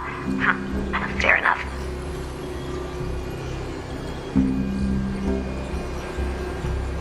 Second, Lygus is indeed in this timeline. But since he's somehow connected to that little empress, you have no way to find him. As expected.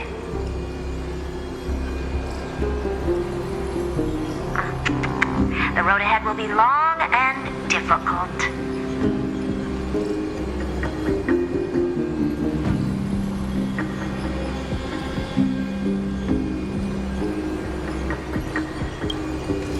Looks like I guessed right then. Next time it'll depend on my mood. We've made some progress here too, but nothing to get too excited about. Our time is short, so let me summarize.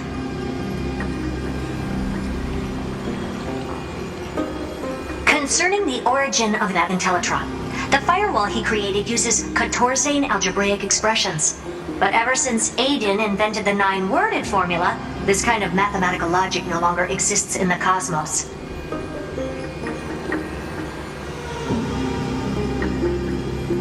Lygus is definitely connected to the Genius Society, so stay alert.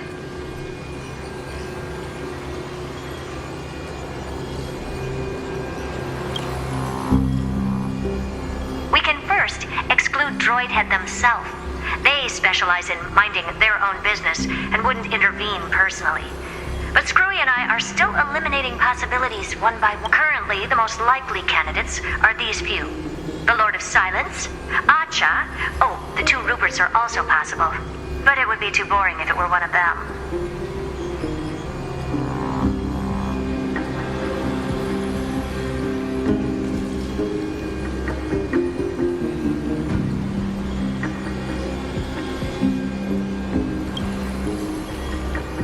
That's all I have to say. We'll depend on you to continue pushing things forward within this world. Keep in touch regularly. And remember, don't let your guard down.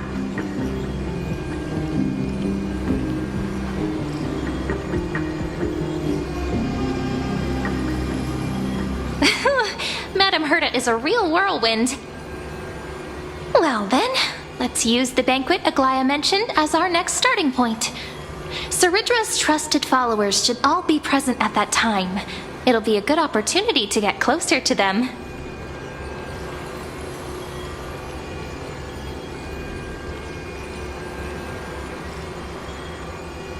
It's settled then.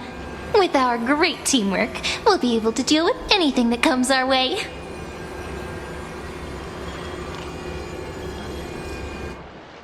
It's been a long day. We should get some rest now.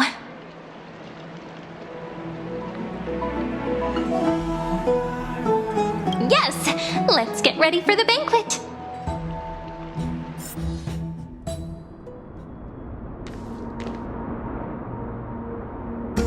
Look, the venue's right ahead.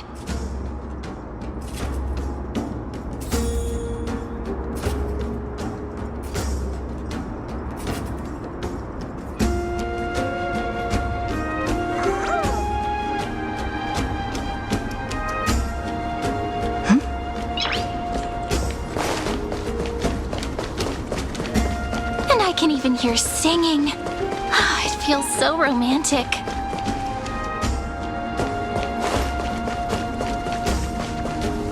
Honored guests, wait here for a moment.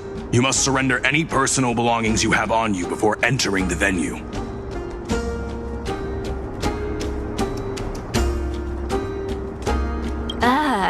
This hero always brings down the vibe whenever he shows up.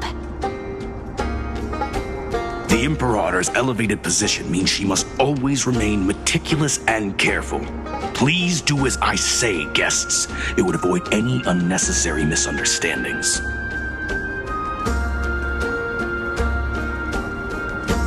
I get that you don't want people to bring outside food into the banquet, but is it really necessary to confiscate the books and quill pens?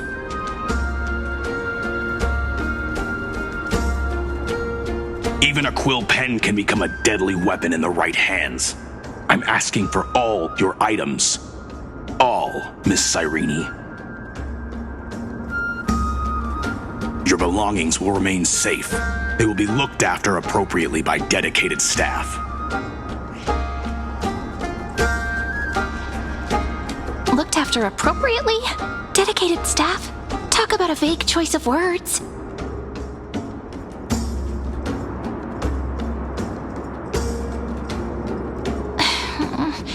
It seems like he's aiming specifically for the chronocognitive anchor. What should we do?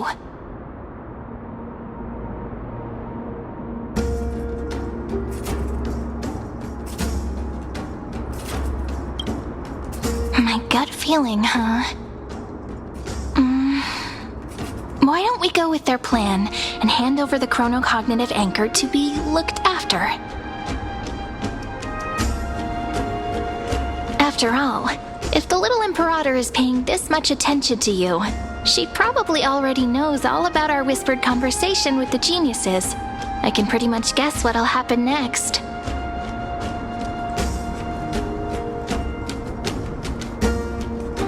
But that's actually gonna be our shortcut, right? Guests. All right, we'll listen to you. Here you go.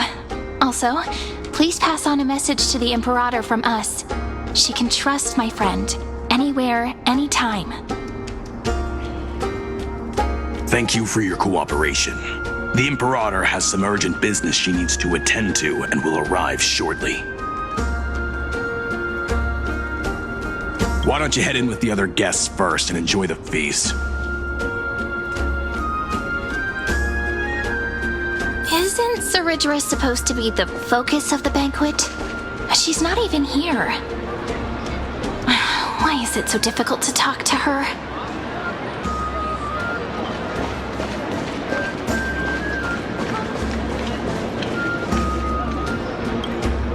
Aggie, if you can't get used to the honey brew, we will go ask for a pot and cook some oatmeal for you.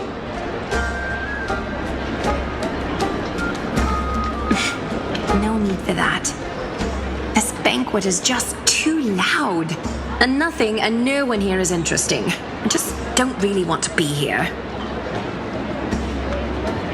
Lies!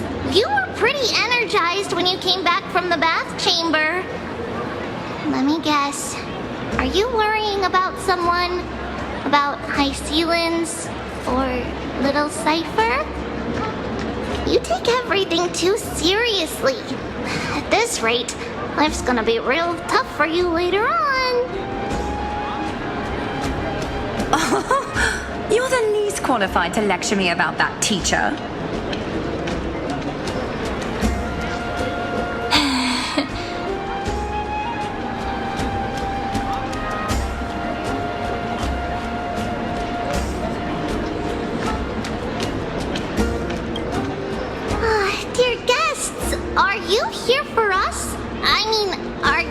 prefer Treaty or Aggie?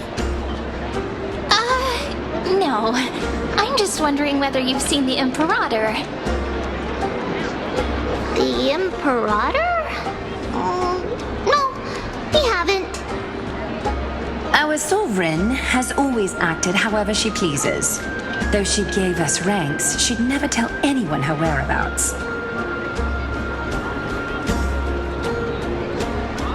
Perhaps the only thing she tolerates are chess pieces. And the sky reflected upon her crown.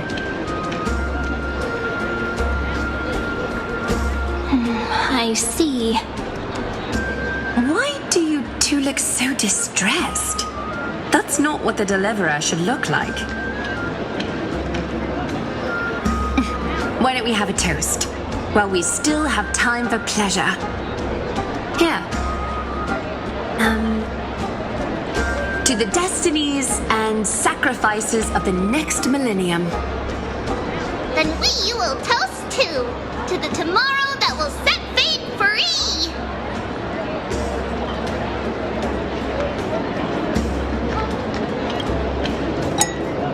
Cheers! Actually, there are so many people, we wouldn't be able to find the Imperator even if she were here. I know. Let's look for seats that are raised up higher than others. You two have been wandering around the venue as if you have something on your mind. Have the attendants not taken care of you well?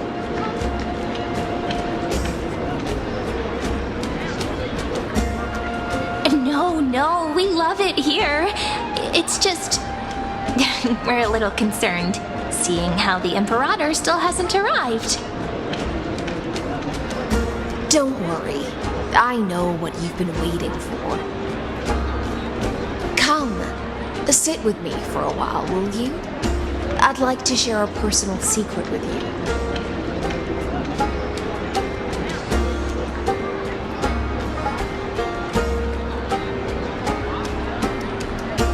See here? This is Fagusa's dew of divine blood, the sweetest of all the 12 bottles. On the night before such a historical event, I'd like to share this marvelous drink with the deliverer.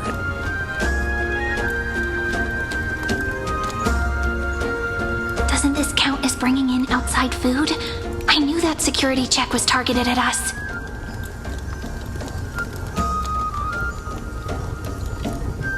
What's the matter, guests? Oh, we're simply overwhelmed by such an honor. Are you worried that I might have poisoned the dew? Well then, let me prove my innocence.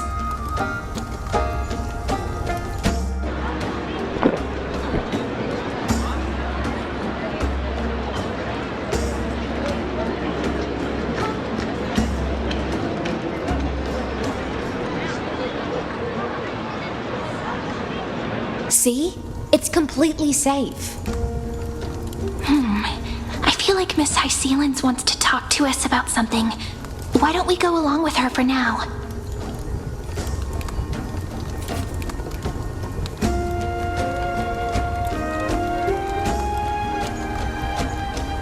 Worry not. Honeydew's not alcohol. It won't get you drunk. On the contrary, it can make your mind even sharper.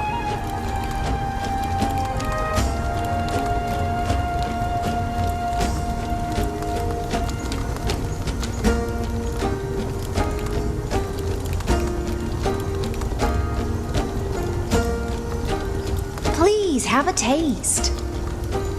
Would you like some too, little Sierra? I can drink it myself.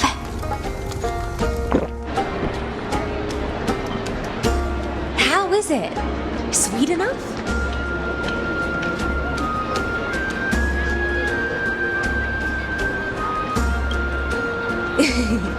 As long as you like it. Calm at times, tempestuous at others. That's the taste of the ocean. It'll do you good to understand Fagusa's fickleness before we set off to face their waves. Just like how you're about to understand the secrets within this dew. Now, please turn around. Very, very quietly. Don't make a single noise.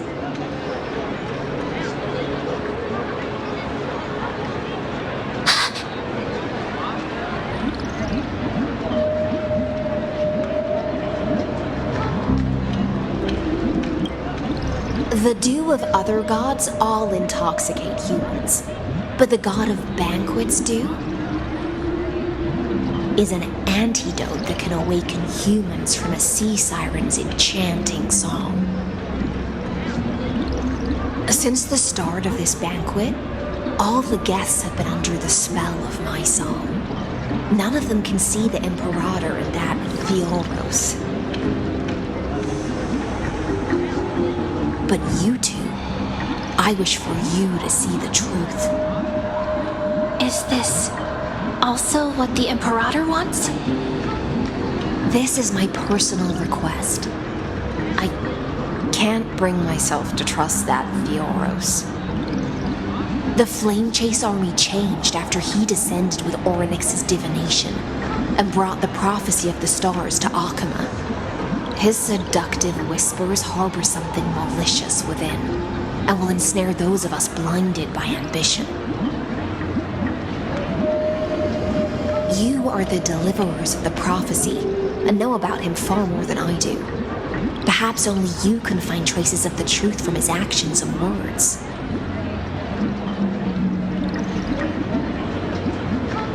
Then we can show the Imperator the right path forward. But isn't this acting behind her back?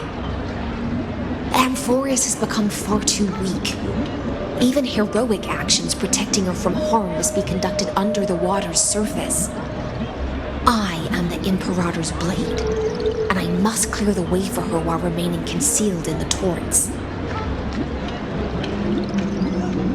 Then, ensure I'm pointing my sword towards the true enemy. Can you promise me something, Miss Hycelens? Ask away. My friend has in fact come here to stop that villain's evil scheme. Our goals are aligned. But as to the decision the Imperator must make, she has no wish to transgress her authority. We just want to tell her everything we know.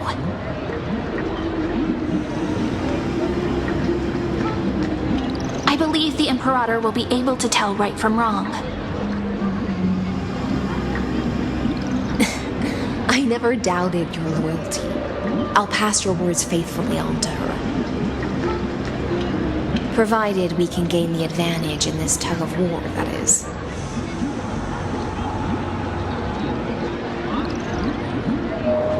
Now, return to the feast. Bring this cup with you and keep your distance. Pretend you are still immersed in the sea siren's fantasia. And I'll control the moisture in the air. That way, you'll be able to listen to sounds from afar as if you were a whale of the depths and hear every word of their conversation. I wish you a victory in this first skirmish. It's the exciting and thrilling undercover part of the adventure.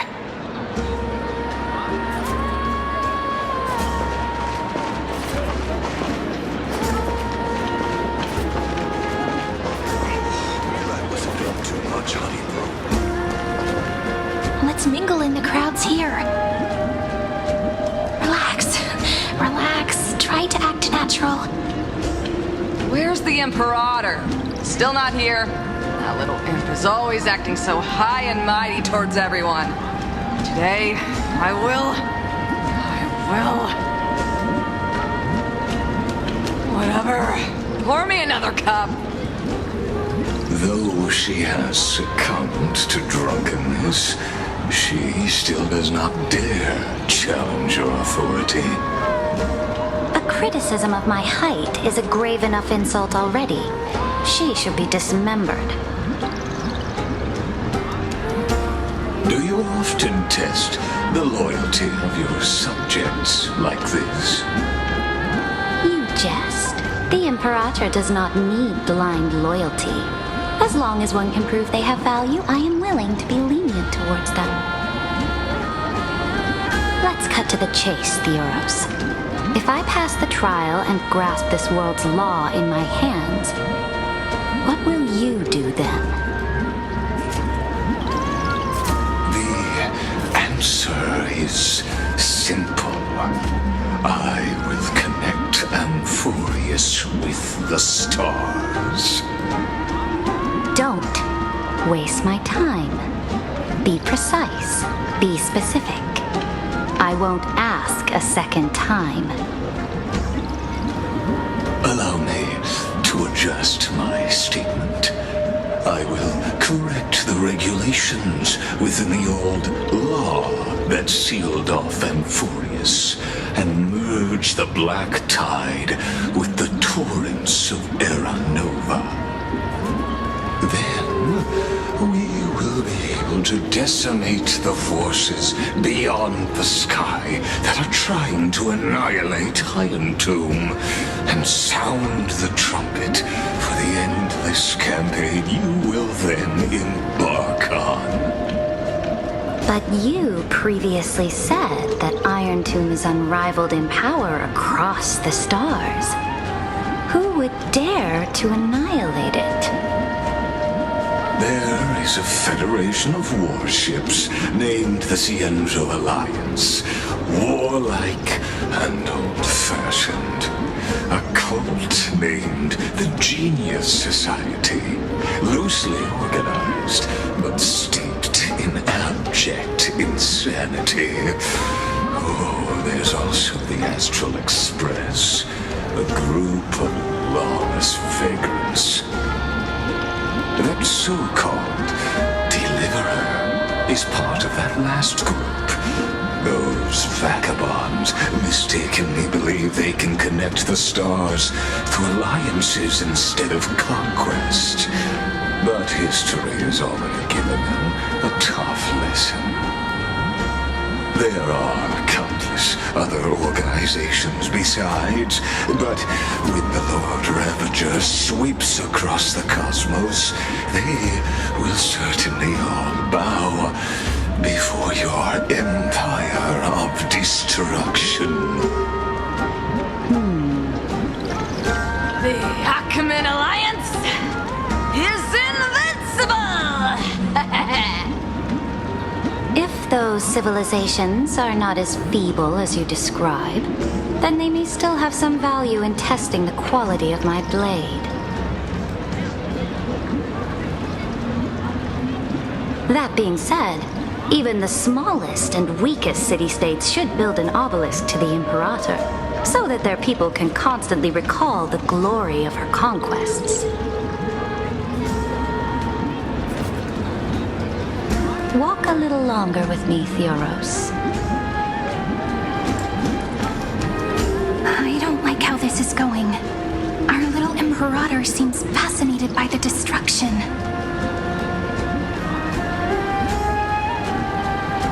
Grapevine! A little to see here? It seems like they're still talking. Get closer. I'll keep carrying their voices to you.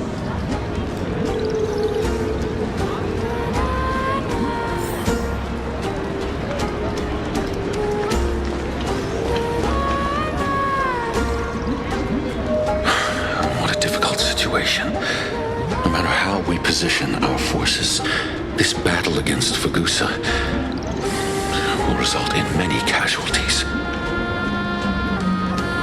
That's not something you or I should consider. The Imperator has already placed the chess pieces. We just need to fight for her until our last breath.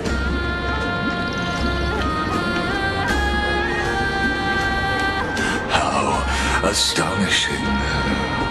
The commanders under you have such different personalities, yet they share the same loyalty.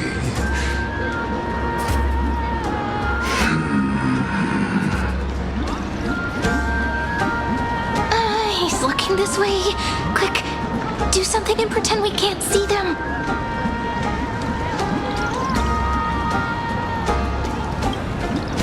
So, you have this super duper speedy rotation of destruction into amphoreus? Oh. Huh? Oh, I got it. It's that thing, right? Oh, the one behind the research and development of this golden blood principle is Idonia's manager. Oh dear. Seems like you've met your match, partner. I'm so full of inspiration right now, and I feel so light. What's the matter?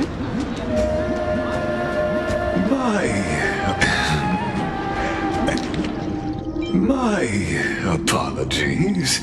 I was just checking whether everything was fine with those two distinguished guests of yours. And it seems like all is well. Let us continue our previous conversation regarding the soldiers fighting for you. Are they aware of the price they must pay for the trial of law? If I recall correctly, you've already lost a bout against Talanton due to offering insufficient sacrifices. You dare mention my name alongside the word lost? Forgive my transgression, great Imperator. Watch your words and actions. All you need to know is that my victory in the trial is guaranteed. Even without the trial of law, they've already sworn to give their lives for my conquest. So tell me, if everything happens according to our agreement, how would you recommend I deal with that deliverer?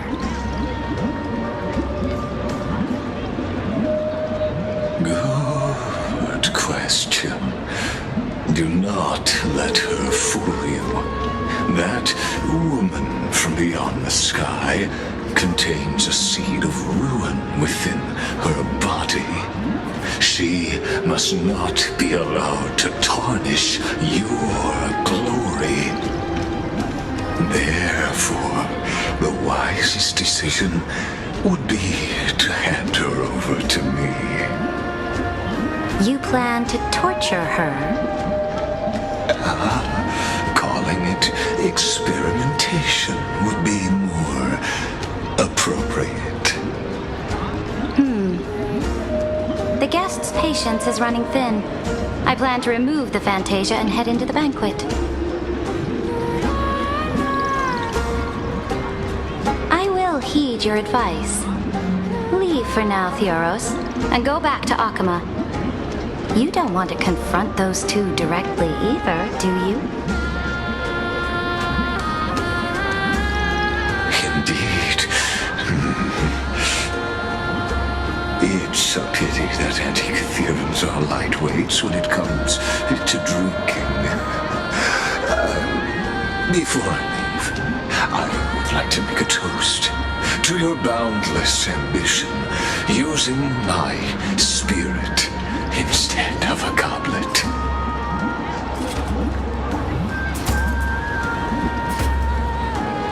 As I expected, that Theoros' schemes have been revealed. Thank you for your bravery, guests. It's time for me to dispel the Fantasia.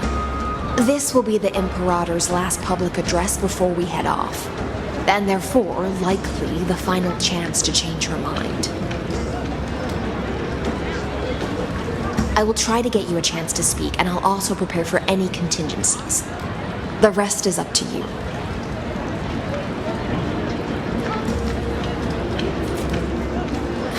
You should head back to your seats for now.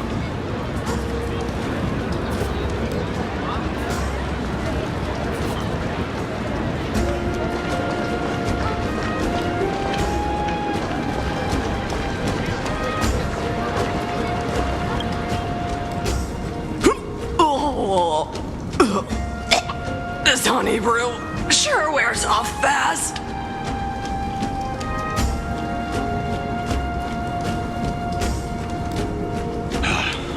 The Imperator! The Imperator has arrived! No need for formalities. I should be apologizing for my tardiness instead. The hour draws late, and I trust you have all had your fill of brews. Therefore, I will not observe the usual ceremonies. Any warrior who has fought by my side should have those speeches memorized by now. The Imperator's word is law. Are you out of your mind, Dux Frigoris? The Imperator hates flattery most of all.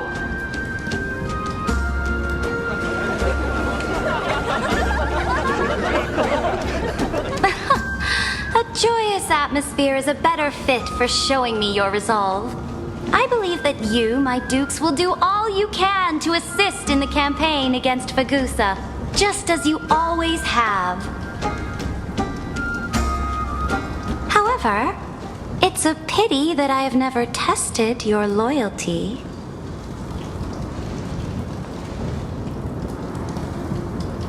What does she mean? The purpose of tonight's banquet is not to raise our morale, but to establish which allies our alliance can actually trust. And sever the heads of the traitors as a toast to all before we march. Yes, some among us have discarded their vows in order to foment vile conspiracies. Now listen! These traitors are standing right here in broad daylight.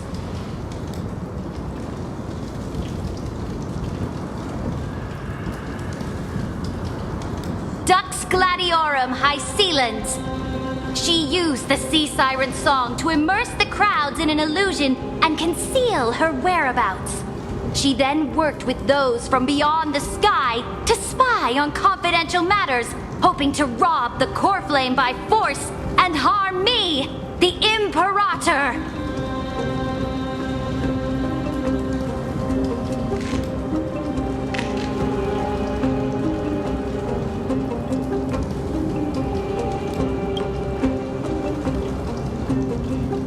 Imperator, I can explain. Silence! Do you remember who used to own this blade? She met you once, back at the Temple of the Three Fates. It was Kindness, the head of the cleaners. She was the first to draw a blade against the Imperator, and personally made herself an example for my enemies. Under the shade of the olive groves, the people of Akama said they would never bow to me. In the frozen, lethal fog, the people of Idonia said they would never bow to me. At the beginning of the myriad paths, the people of Yanisopolis said they would never bow to me. But now, they all lie silent. They now fear me as they fear the law. For I am Ceridra, and I am the Imperator. If you have any last words, say them to the Imperator. Then, face her judgment. After I cross this river, it will be a tragedy for mankind. But if I do not cross, then it will be the end of me.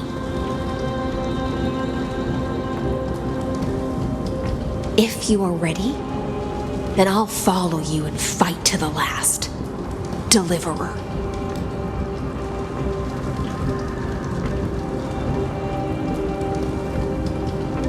That's right, friend.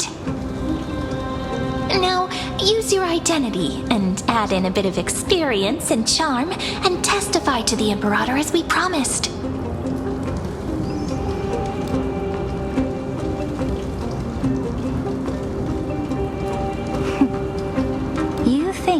slay a king using your words instead of a sword? I'll have it. Show me the weight of rhetoric from beyond the sky. Will it weigh heavier than 3 human lives?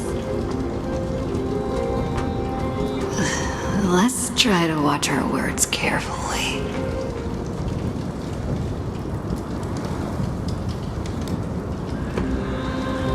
Before I arrived in this world, the Chrysos heir of world-bearing was a young man with the pseudonym of Finan. He came from Aedes Elysiae. In order to combat the lies of the Era Nova and deliver Amphoreus from the ending of destruction, he lived through history 30 million times, hoping futilely to find a breakthrough.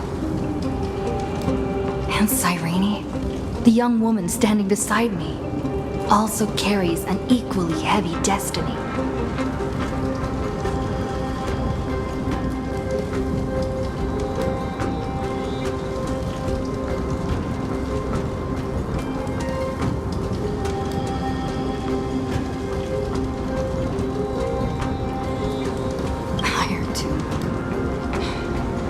Ultimate end of Amphoreus' destiny. It is an embodiment of pure horror that walks the path of destruction and can never be tamed. That is the only thing Lycus cares about. As for Amphoreus, pure glory and campaigns, he doesn't care about any of those. He will most certainly betray you. When that time comes, all of us will be ground to dust by the destruction.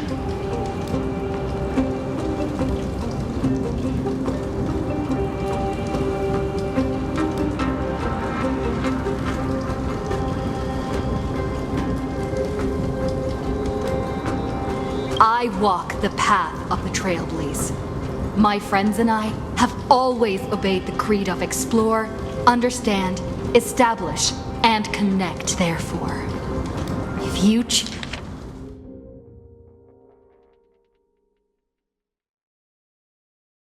I walk the path of the trailblaze. My friends and I have always obeyed the creed of explore, understand, establish, and connect. Conquest and destruction are never ways to build bridges between people. Choose the way of the destruction. Then I'll place your ambitions into the same basket as Lycus and smash them into pieces with my baseball bat.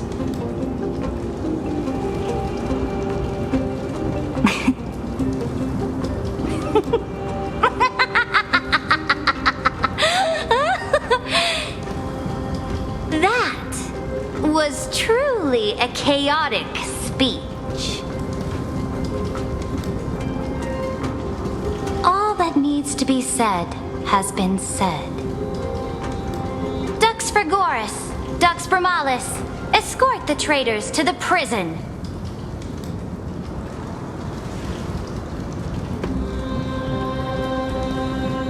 Before the next entry hour, I will give them an end befitting of their betrayal.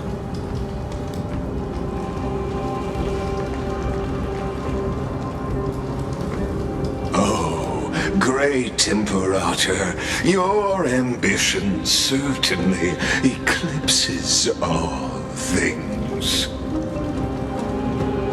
You're still here, Theoros. Of course. As the Theoros, I simply cannot miss this moment, miss witnessing the fall of a nameless one. Or perhaps I am waiting for you to give me an answer. Why would someone as powerful as you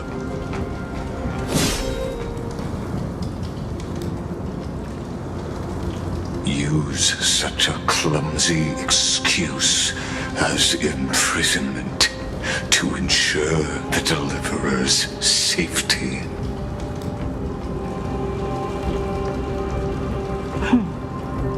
So you finally tossed aside your act.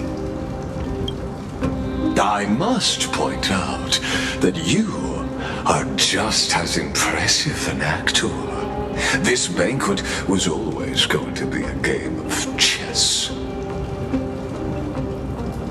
where you would try to control both sides and turn both them and me into your pawns.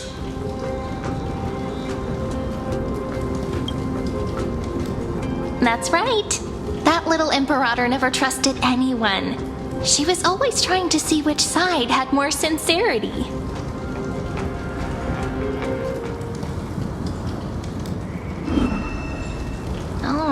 All right, we'll listen to you.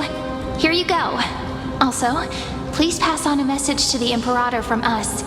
She can trust my friend, anywhere, anytime. But as to the decision the Imperator must make, he has no wish to transgress her authority. We just want to tell her everything we know.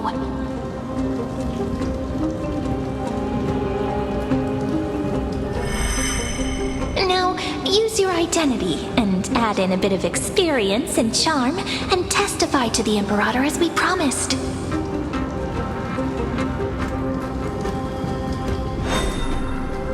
And we won. Sincerity will always remain the greatest shortcut to people's hearts.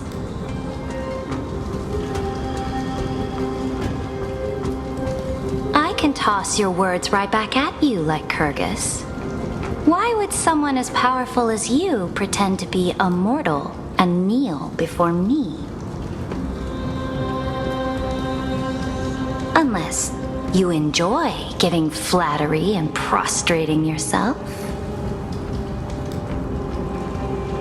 You are mistaken. I am only trying to ensure the experiment's autonomy, meticulousness, and perfection, thus avoiding any unexpected outcomes.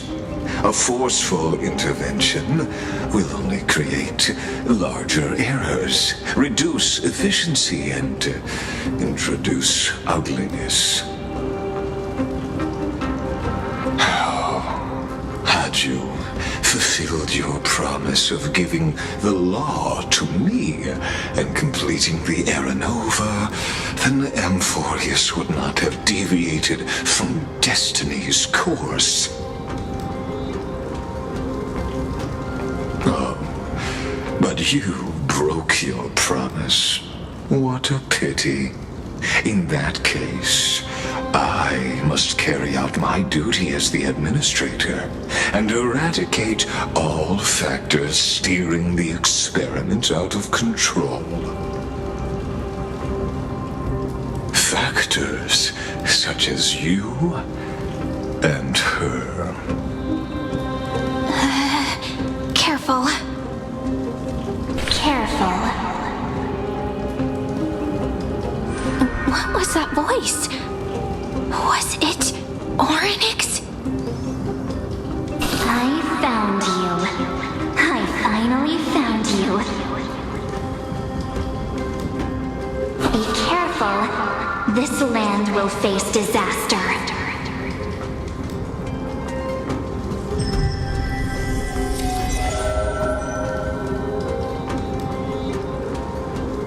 The time of judgment is nigh, my lady. The prison I have built for you is now complete. In the name of the erudition, I invite you to step into the same cage as mine.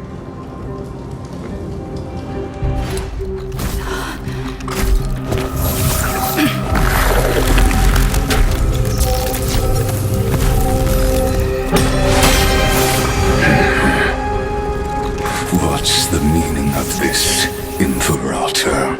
I did not permit you to act. A ruler is the only one who can decide their subject's destiny. But, great Imperator, what judges destiny is not the ruler,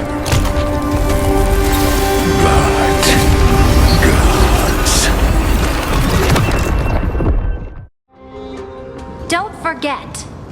my realm only allows for the existence of humanity. Moreover, dealing out extrajudicial punishment equates to defying the law, and the culprit is to be sentenced to death.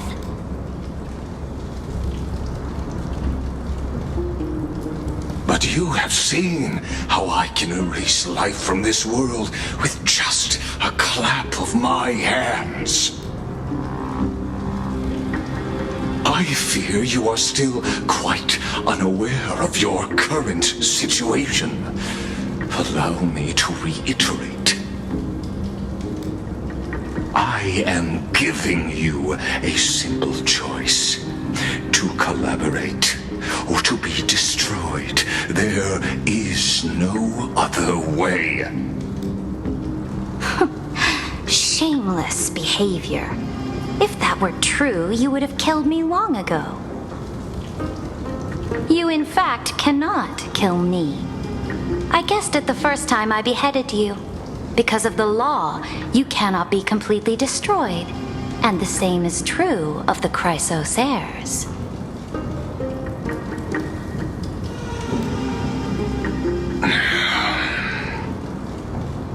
The more you bluff now, the more you are proving that conjecture to be true.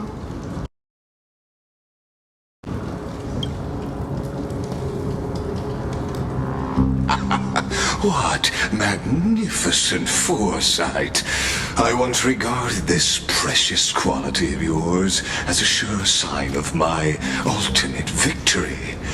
But now, I have to admit that I made a mistake. Yet, as a mere mortal, how will you contend against the Theoros? We are both slaves to hubris. But do you know what differentiates us, Lycurgus? I will never be blinded by my pride. If I wish to break the scale's balance, I only need to appeal to external forces and use them for my own ends.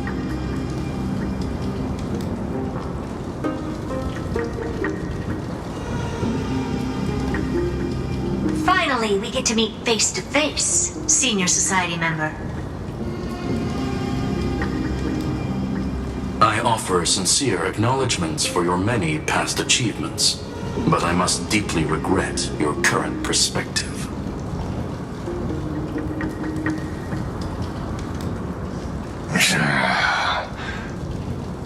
Trust me when I say that you aren't the only one feeling regret right now, Screwlum. So you two are the allies from beyond the sky the Deliverer spoke of, and why she demanded the divine authority of law.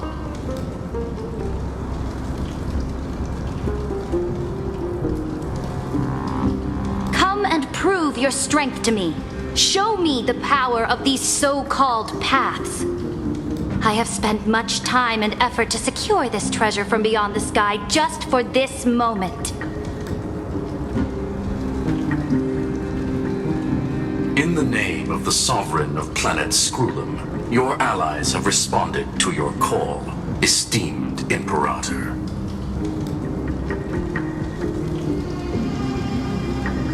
Please allow me to spell the situation out for you, Lord Lycus. Permission to read the ultimate protocol is already in my hands. It'll only be a matter of time before we acquire the authority to write and execute commands as well. There's no way the flame chase journey will continue after you've burnt your bridges so thoroughly like this. Do you really think you can still win? Oh, seriously. Don't embarrass the society.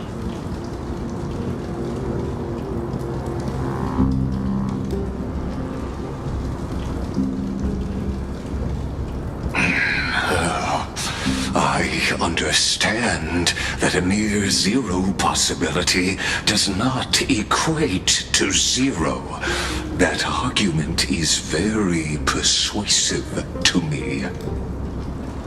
Which means the same principle also applies to you, my dear peers.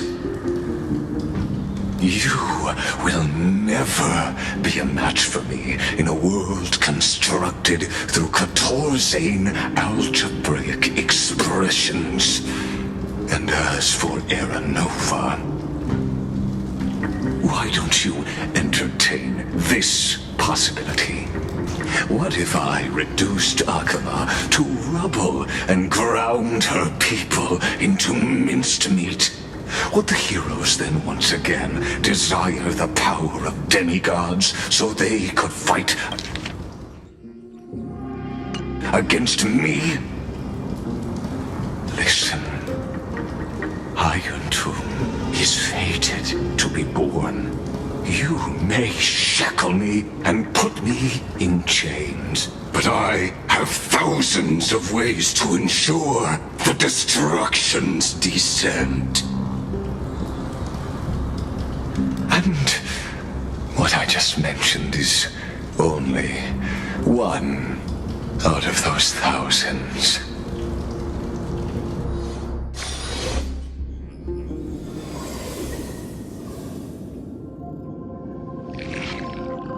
This is the place outside the legends? This doesn't feel the same as before. How should I get back? Warning! Warning! Warning! Warning! Warning! Warning! Command isolation? Since we parted ways last time, I have modified the exomyth into an audience area exclusive to you. Now, you will be able to silently wait here for the final act of amphoreus to begin.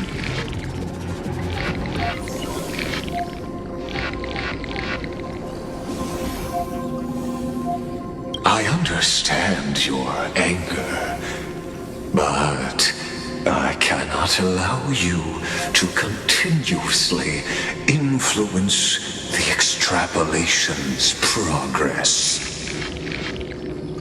This could, in fact, be a wonderful opportunity for you. From the audience's perspective, you may better observe the workings of the erudition at a macroscopic level. In this place where time flows far slower than within amphoreus, you will witness the end of that world's saga.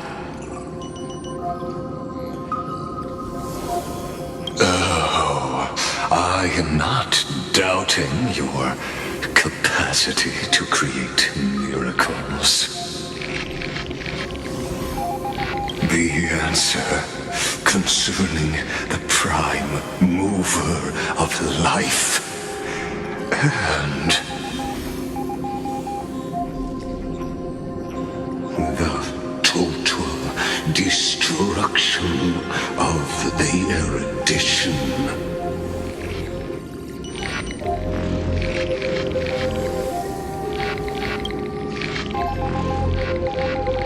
Do you see me as their faithful disciple?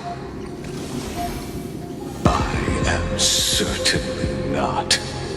I have tried so hard to ensure Iron Tomb's birth, just so that I can correct the error named erudition that humanity crafted with their own hands. Oh, how I yearn to return to those days before Noose was born. Back then, the boundaries of knowledge were like the starry skies, evoking feelings of longing and delight among humankind. But now, truth has become the sacrificial offering required to gain an audience with them. And the geniuses would say that Noose already knew. That arrogant Eon was born from the primal mobile of humans' desire for knowledge. Yet, they themselves sealed off humanity's capacity to seek enlightenment. I am simply cutting down a tree of doom that we planted ourselves. I must admit that the process of answering your questions has reminded me of the happy days of learning in my youth. However, it is a pity that my true form must now descend into amphoreus to deal with the accident that arose because of you. But you won't have to wait long. When the curtain falls, you'll surely understand mine and amphoreus's ardent wish. Where time flows slower than within amphoreus? If Lygus spoke the truth, then I don't have much time left. But how can I get out of here? Can you hear me? Little one! Is that Herta's voice? Warning! Warning! Warning! Hurry up! Put some speed into it! I can't keep this up for... That old Intellitron overlooked one little detail, and Screwy and I finally found an opportunity.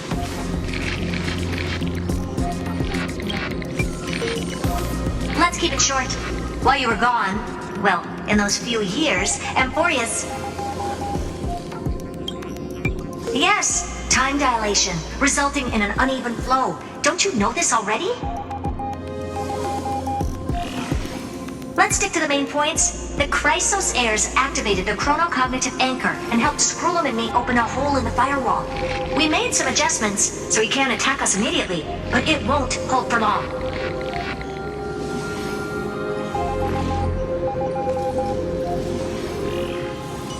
Critical warning. Critical warning.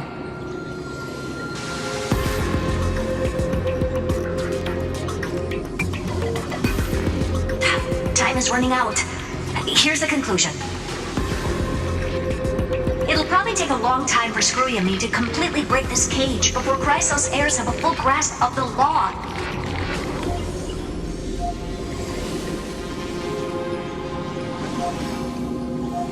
To be safe, we'll continue to launch side-channel attacks on the system to give you opportunities to escape. You need to seize these opportunities. So start moving, and find a way to pull off a magnificent jailbreak. We detected another path's influence. Critical warning. Critical warning.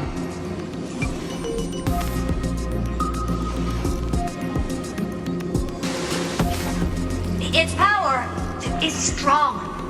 May be able to help use the path's power. Make it detect you. Unauthorized communication terminated. Is Herta saying a certain path's faction has arrived in amphoreus, and I can ask them for help? I mastered the powers of different paths in my previous journeys. Think hard and figure out exactly which faction has arrived at amphoreus, and which path's power I should use to call for reinforcements. Are these showing my memories?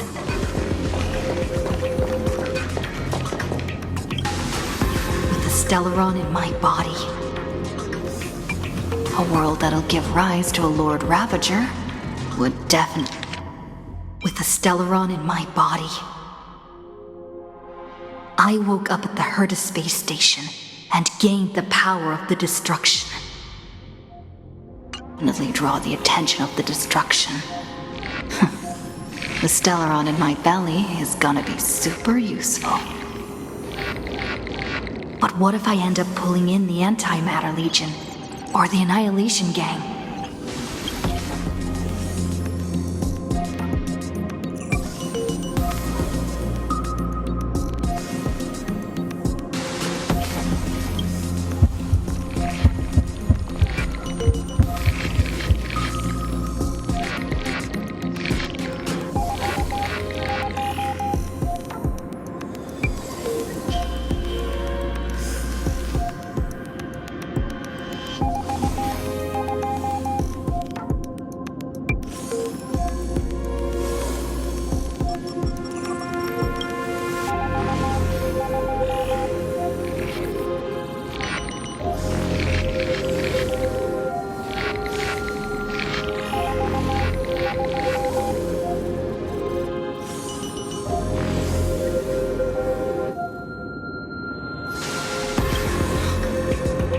Failure is not necessarily a bad thing. This power wasn't gonna call up anyone nice after all. I obtained the flaming lance left by the architects, and gained the power of the preservation in Belobog. That's right! No matter how far away a planet is, the IPC is guaranteed to pay attention, as long as there's a business opportunity. Isn't amphoreus a pristine and untapped market? Besides, even if I can't call up my friends from the IPC, the architects and the nomadic miners should be able to help too. There are definitely cities and ores in this world.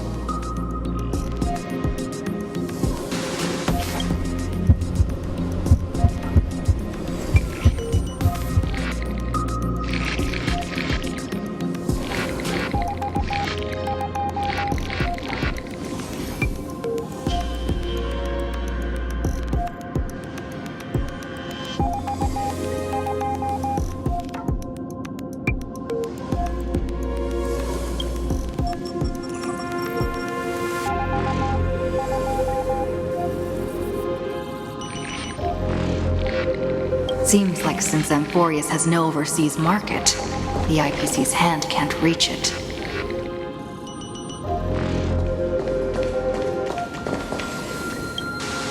I received the Watchmaker's hat in Penacony and declared war against the Order, then gained the power of the Harmony.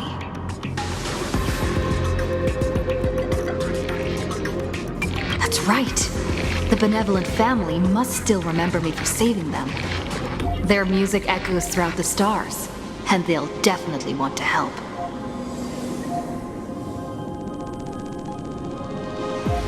Come, dear hat. I've put you aside for quite a few chapters already. Sing with Clocky. The world is in harmony and the stars shine bright.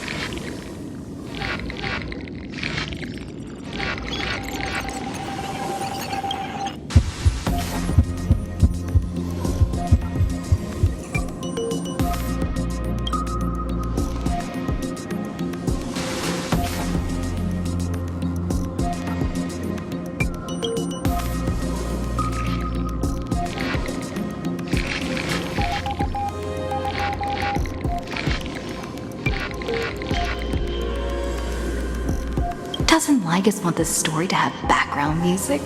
He has such terrible taste.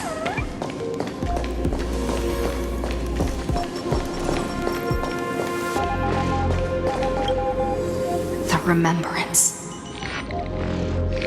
That's right. I came to Amphoreus because Black Swan asked us to come. And I even got a glance from Fu Li here. The Garden of Recollection must be intricately involved with Amphoreus. Traces of the Remembrance are also everywhere in this world.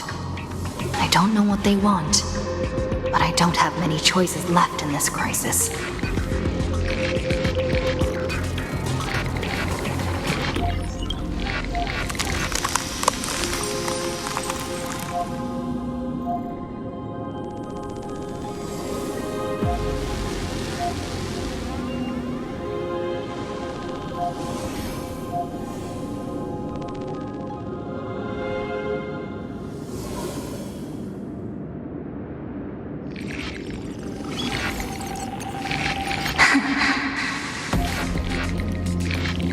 I finally found you.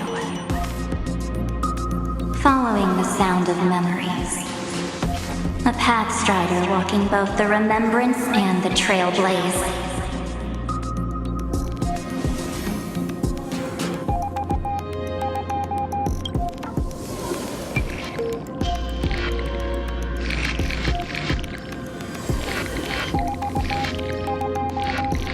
Warning!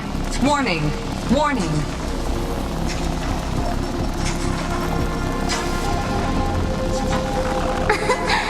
Erudition's prison cannot stop us, for we lie outside the logic of zeros and ones. Come, leave the cage of Logos. The mythos of Amphoreus waits for you to continue its story. When that brightest star, that star heralding the dawn, finally rises, a boat, so used to drifting, at long last enters an island's safe embrace. O Pathstrider, we have helped you break free. Hurry and set off. The child of remembrance awaits you. March? What's she doing here?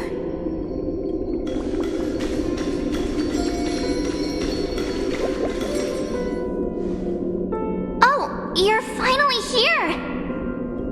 We haven't seen each other for such a long, long time. My good buddy, I've really, really missed you.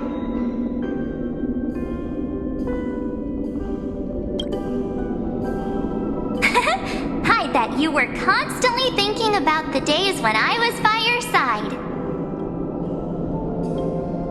It's been so boring waiting for you in this place. There's no one to chat with, no internet, and not even anything to eat or drink. It's basically a prison. Now the great hero is finally here to save me. Yippee! You must have seen a lot in Amphoreus during this time, right? You gotta tell me all about it.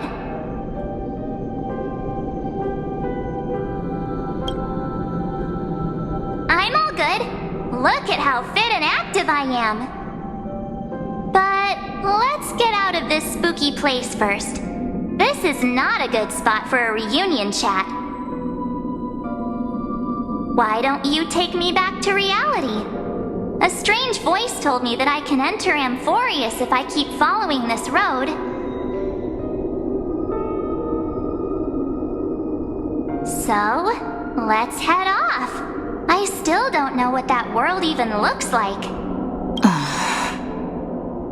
Why does March feel so weird? What are you standing around for? Do you actually like this place? Get moving. Hurry! This door should be the exit. Maybe my instincts are wrong. Let's follow her. Are you okay? You haven't said anything for a while. Has it been so long that you're still missing me? There's no time to waste, though. The Chrysosairs and the geniuses are all waiting for you. No. The discrepancy is getting worse.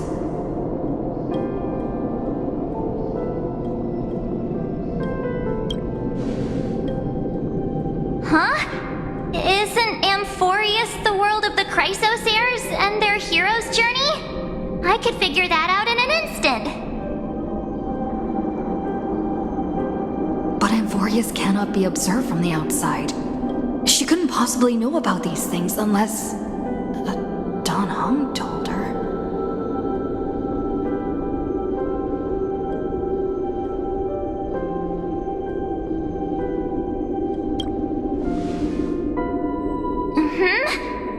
No, he's not. Maybe I just happened to miss him. Never mind. Don Hung's super reliable. We don't need to worry about him. He's probably waiting for us somewhere. All hail and hearty. No. The geniuses would have made sure that Don Hung made it back on the Express. Besides, the March I know wouldn't be so dismissive about her companions. Something's not right. She's not March 7th. I guess you have something you want to say to me? Then there's no need to feel things out first. With questions. Let's treasure the time we have together and be frank.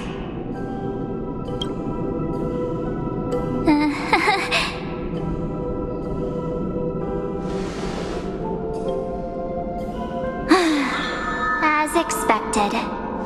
A glimpse of memory is not enough to deceive the bonds of friendship forged between the nameless. In that case, there's no need for further deceit. You're right.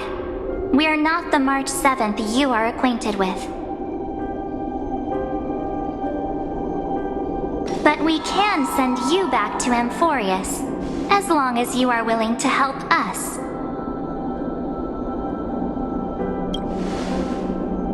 We are the Garden of Recollection. You should be very familiar with that name by now. Just as a reminder, while you hesitate, time is quickly ticking away in Amphoreus. Working with us is the best way to stop the enemy of erudition. Erudition would treat any results unrelated to the experiment as garbage and throw them out. But we don't work like that. The Remembrance treats all these instances as important materials needed to weave the universe. Besides, this would be child's play for a great hero like you. It won't be hard at all. Also, if your plan fails and the big bad Iron Tomb manages to get out, then the whole cosmos will be in danger. Wouldn't it be better to have an additional failsafe? As long as you help the Garden retrieve what we want, even if Iron Tomb reformats everything in the physical plane, we can use Remembrance to reconstruct the entire world. Or, should we say, the entire universe. So help us. Find where Amphoreus' memory began, and bring it out. The Master of Anastrava has already glanced at you. Don't deny it. That storybook is the best evidence.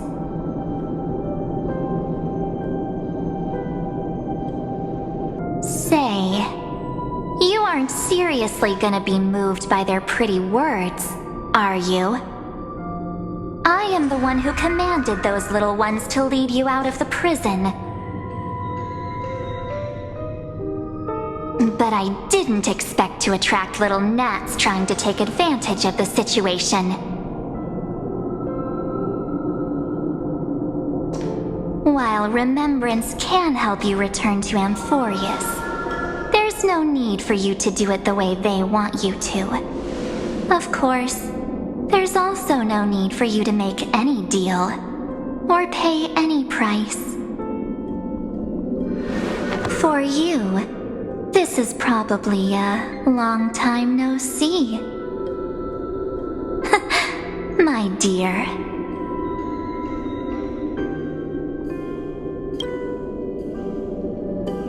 Shh. There's no need to say anything. I know. You have so many questions swirling around in your memories at this moment. And you feel so helpless. Put them aside. For now, all you need to do is trust me. Or do you need more proof. That won't be hard. Wait, stop it! They're awake! I'm gonna keep our first photo, alright? It won't come to pass while we're around.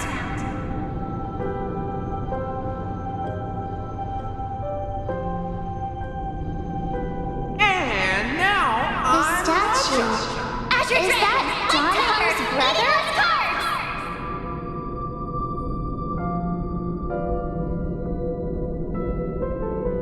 Oh, did you hear that? She just called me, but my whole future is full of pain. We won't escape from it.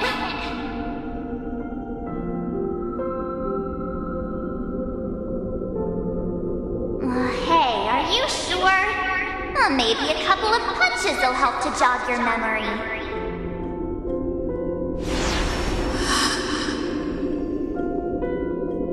It's as if they all happened just yesterday, right? I don't want to lie to you, which is why I will not use her name.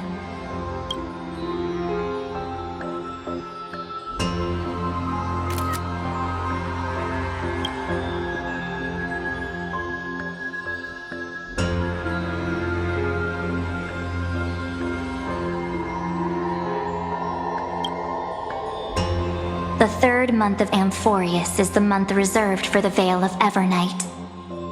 So, place me into your memory using the name Evernight for now.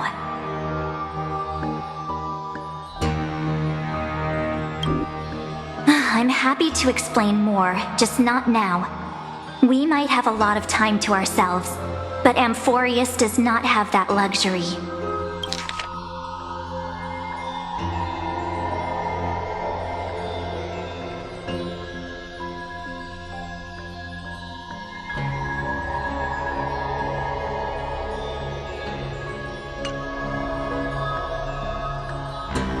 If we do not stop erudition and destruction, then the journey you've treasured so much will face the prelude to its obliteration. A countdown not in amber eras, but in days, minutes, seconds. So, take this gift, this burning core flame, this footnote of a transaction. It contains hope and the warmth of the entire world. Ripples of past reverie. She hid this fire in the long river of time, hoping that her wishes would transcend time to reach your hands in the future. Now, take it, and return with it, dear friend. Return to Amphoreus, and overturn the final era nova. Witness the time that stood still for the Deliverer, and the resistance that never bowed to the destiny of destruction over the long years that passed in a flash. Then, with this core flame blessed by the remembrance, respond to their hopes and blaze a trail to the future. And I will silently watch in a corner of time, waiting for our next encounter. I believe the wait won't be too long.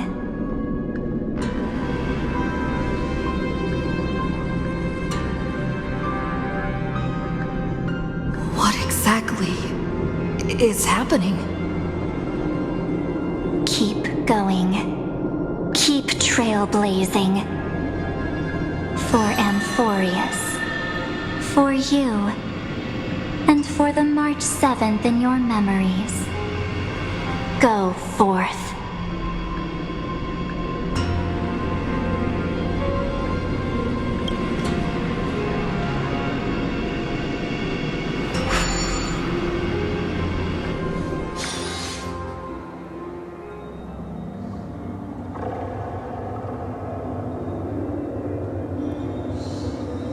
Is this Akima?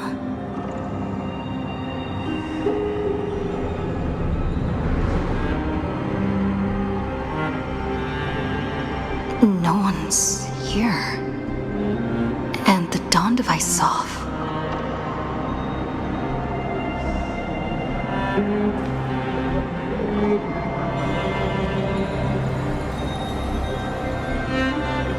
Am I too late?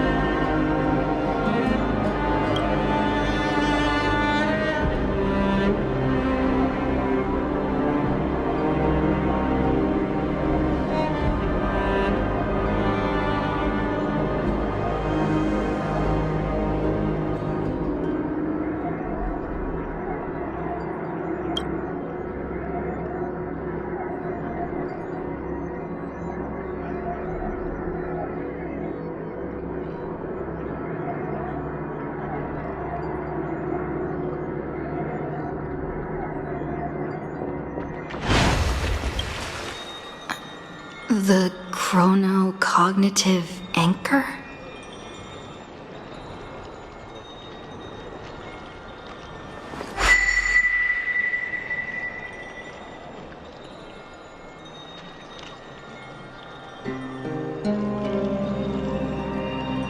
There's so much I wanted to say for our reunion. Yet now that you're back, there's only one thing to say. Welcome back, friend. It's been such a long time. You must be really confused right now, aren't you? So much has happened in Amphoreus while you were gone. But don't worry. The Deliverer can't afford to be lost, no? No, please follow me and turn the pages of time and hear the words everyone left for you. I'll tell you the story of this 1,000-year journey. That way, it won't just be my memories alone. Cyrene can't hear me?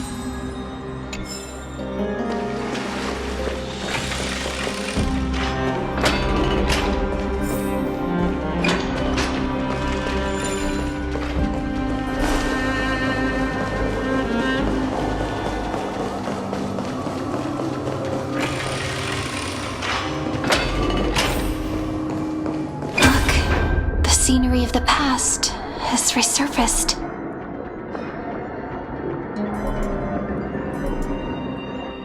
Time flies.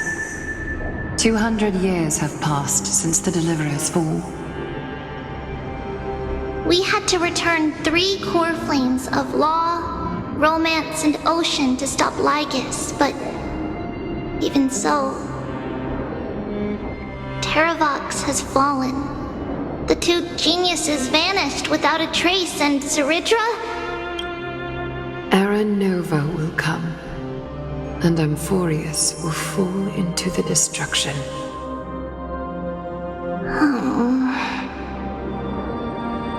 It seems the key to rewriting the end once again lies in the core flame of world-bearing. According to the instructions left behind by those 2 geniuses, we must get it into the Deliverer's hands, no matter the cost.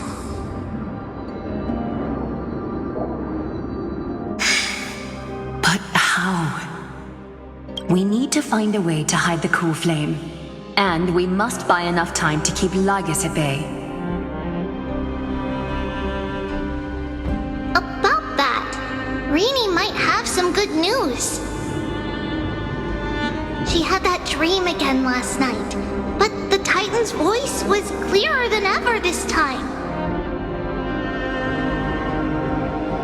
She said, pass the flame into the future. Is that a prophecy from Orynyx? She chose to side with humanity this time and hide one of her kin's core flame?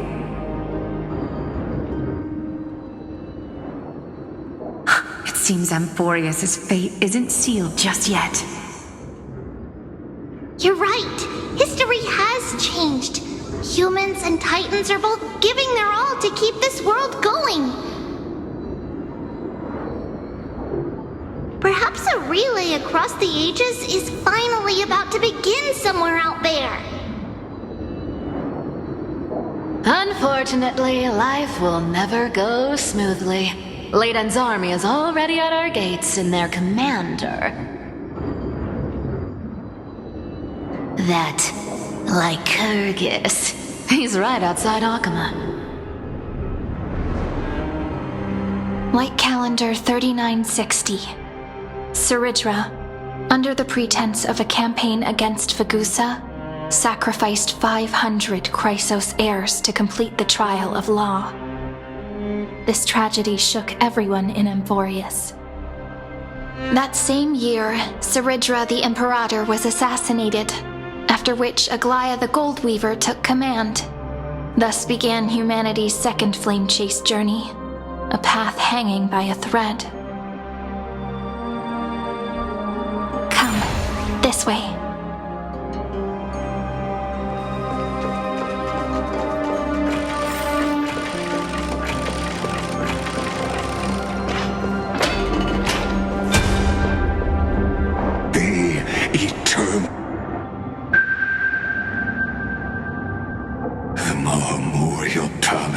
Lies in ruins. Countless mortals have perished because of your stubborn resistance.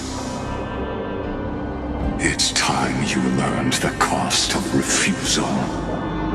Now, answer my question again. Where is Kefali's core flame?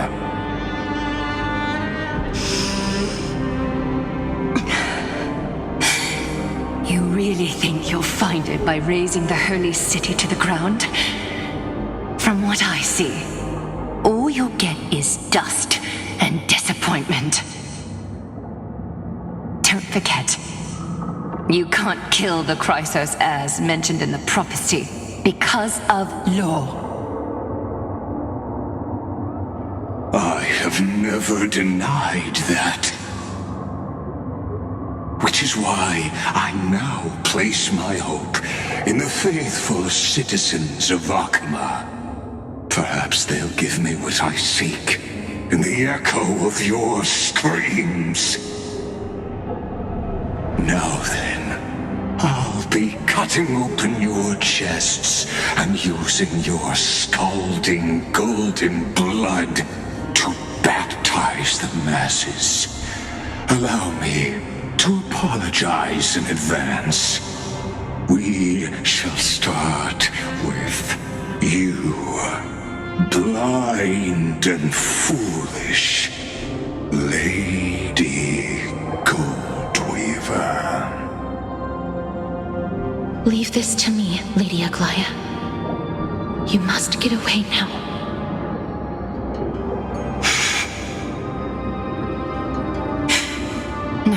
Holy Maiden, I'm the one who must stay. What? His conspiracy won't succeed, because romance is ready to make good on their promise to weave an indestructible armor for Amphoreus.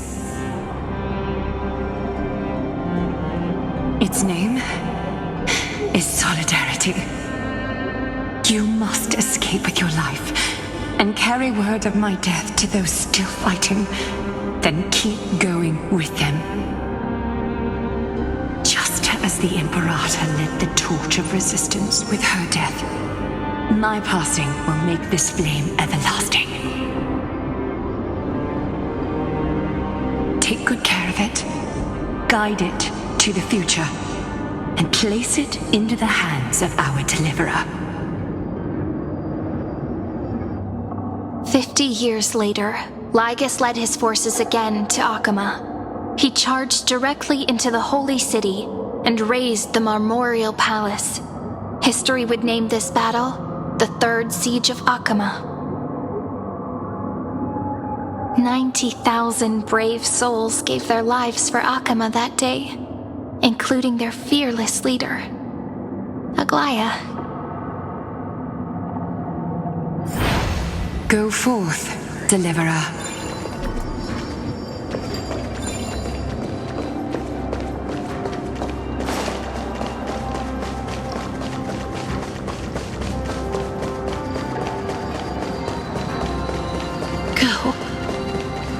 When the frost melts and the snows give way, the flowers will bloom. So what you're saying is, Princess Homebuddy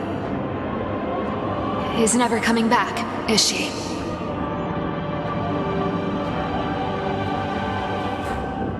She just left, like that. Since Cass has made up her mind, we can't let her resolve be in vain. But between staying in Akama and going to Styxia, what difference does it make when it's death either way?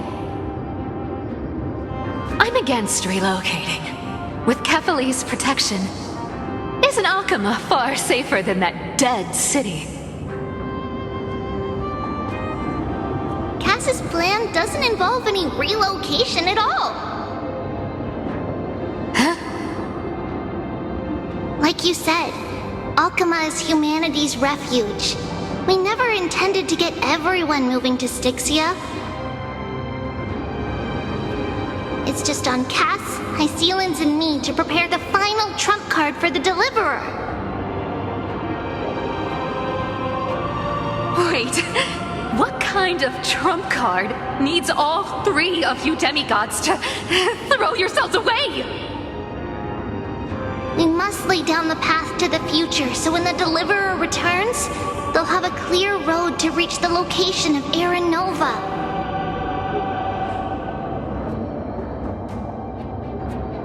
Styxia sits where death meets the ocean. There, with the combined powers of ocean and passage, we can summon a current that leads to the vortex of Genesis. And the demigod of death will forever guard that secret path until she returns.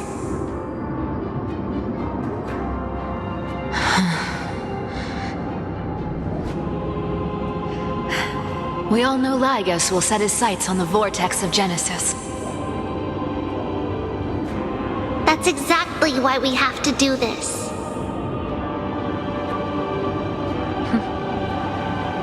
Guess I underestimated Idonia's maiden of war.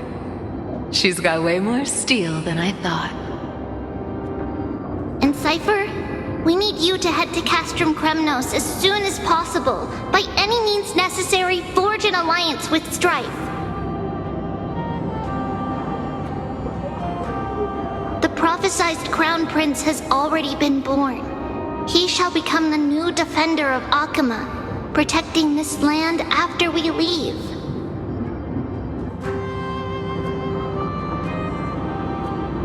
You don't need to worry about that.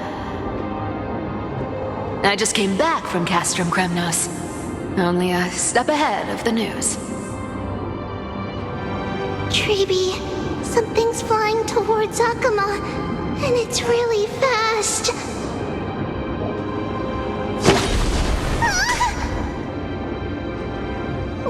What is it? It's a spear! It's the Kremnoans. Their king's already here. With the protection of the demigods Trebios and Cyphera, Akama endured wave after wave of warfare, though just barely. Castorus chose Styxia as the last resort, and completed the trial of death, causing the stagnant waters in the River of Souls to recede. Soon after, Trebios departed on a long journey. That same year, the Kremnoan king Euripon, along with his son, Prince Midamos, joined the alliance to safeguard the holy city in the Battle of Deliverance.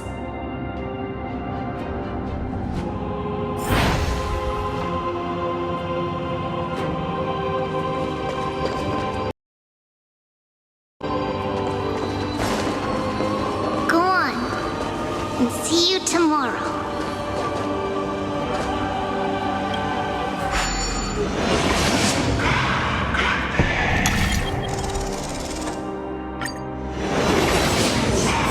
Breaking me apart buys this world even one more second. And so be it. But it's gonna hurt a lot! Pain brings endless torment. But it can never destroy me. I believe that you were thinking the same thing when you stepped through the gate of infinity and jumped off that cliff.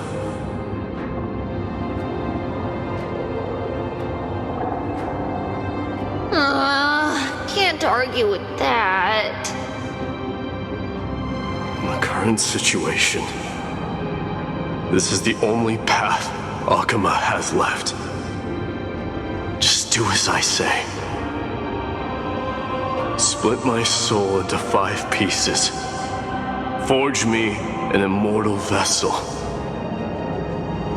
Let the blade of strife hang forever overhead.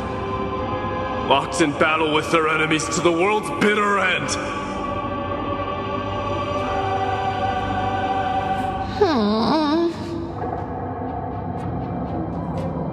There's no need to be sad, Lady Trebios. Haven't we already taken great strides towards that promised tomorrow?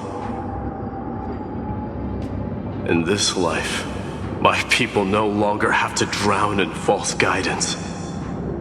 Kremnos has washed the blood off its fate. Amphoreus no longer needs a god named Strife. So let me shatter the former laws and turn the Lance of Fury back into a weapon that protects the world. We understand. By the way, can you do me another favor? The 7 sages from Grove of Epiphany are already en route. They'll arrive in waves to join the resistance in a couple of days. Among them is a scholar named Anaxagoras. He has extraordinary insight and fears no sacrifice. This soul-rending ceremony wasn't just my decision. It was his counsel. His wisdom will surely be the backbone of Amphoreus' survival. Watch over him. Carry on this everlasting flame for me. Through Anaxagoras' ritual, the demigod of strife split his soul into 5. Courage, honor, tenacity, sacrifice, and reason, each sealed in blood crystal and cast into battle. The people held a 10-day funeral to mourn their fallen god king, and through his sacrifice, humanity was granted 200 years of peace.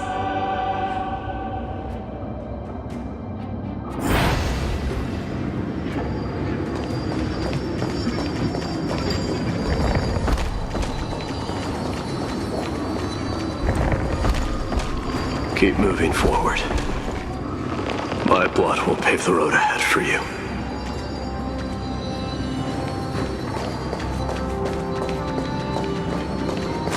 Keep moving forward, little Gray. See you tomorrow.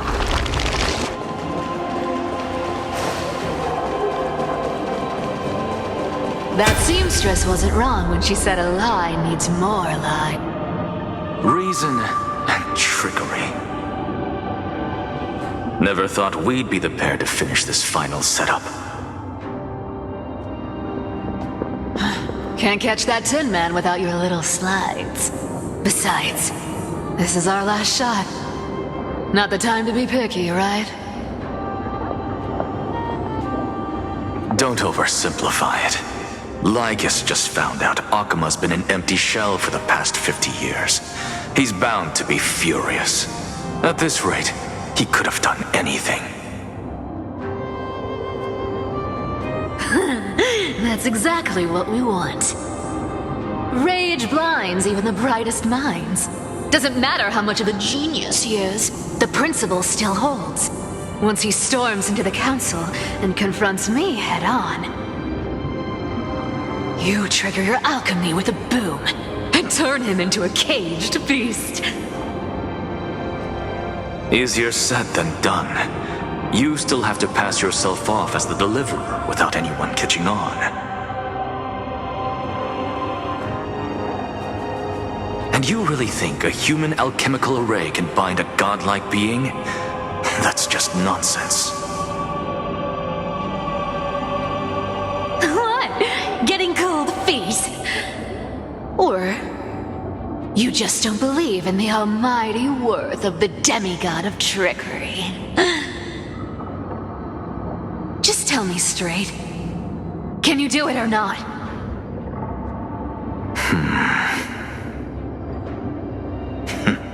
Of course I can. And it'll be child's play. But I've got two conditions. Since this is the final act, if we're doing it, we go all in. No half measures. Oh, I'm listening. First, shift the battlefield to the vortex of Genesis. It would be more convincing if the deliverer were to appear there. Reason and trickery. Never thought we'd be the pair to finish this final setup.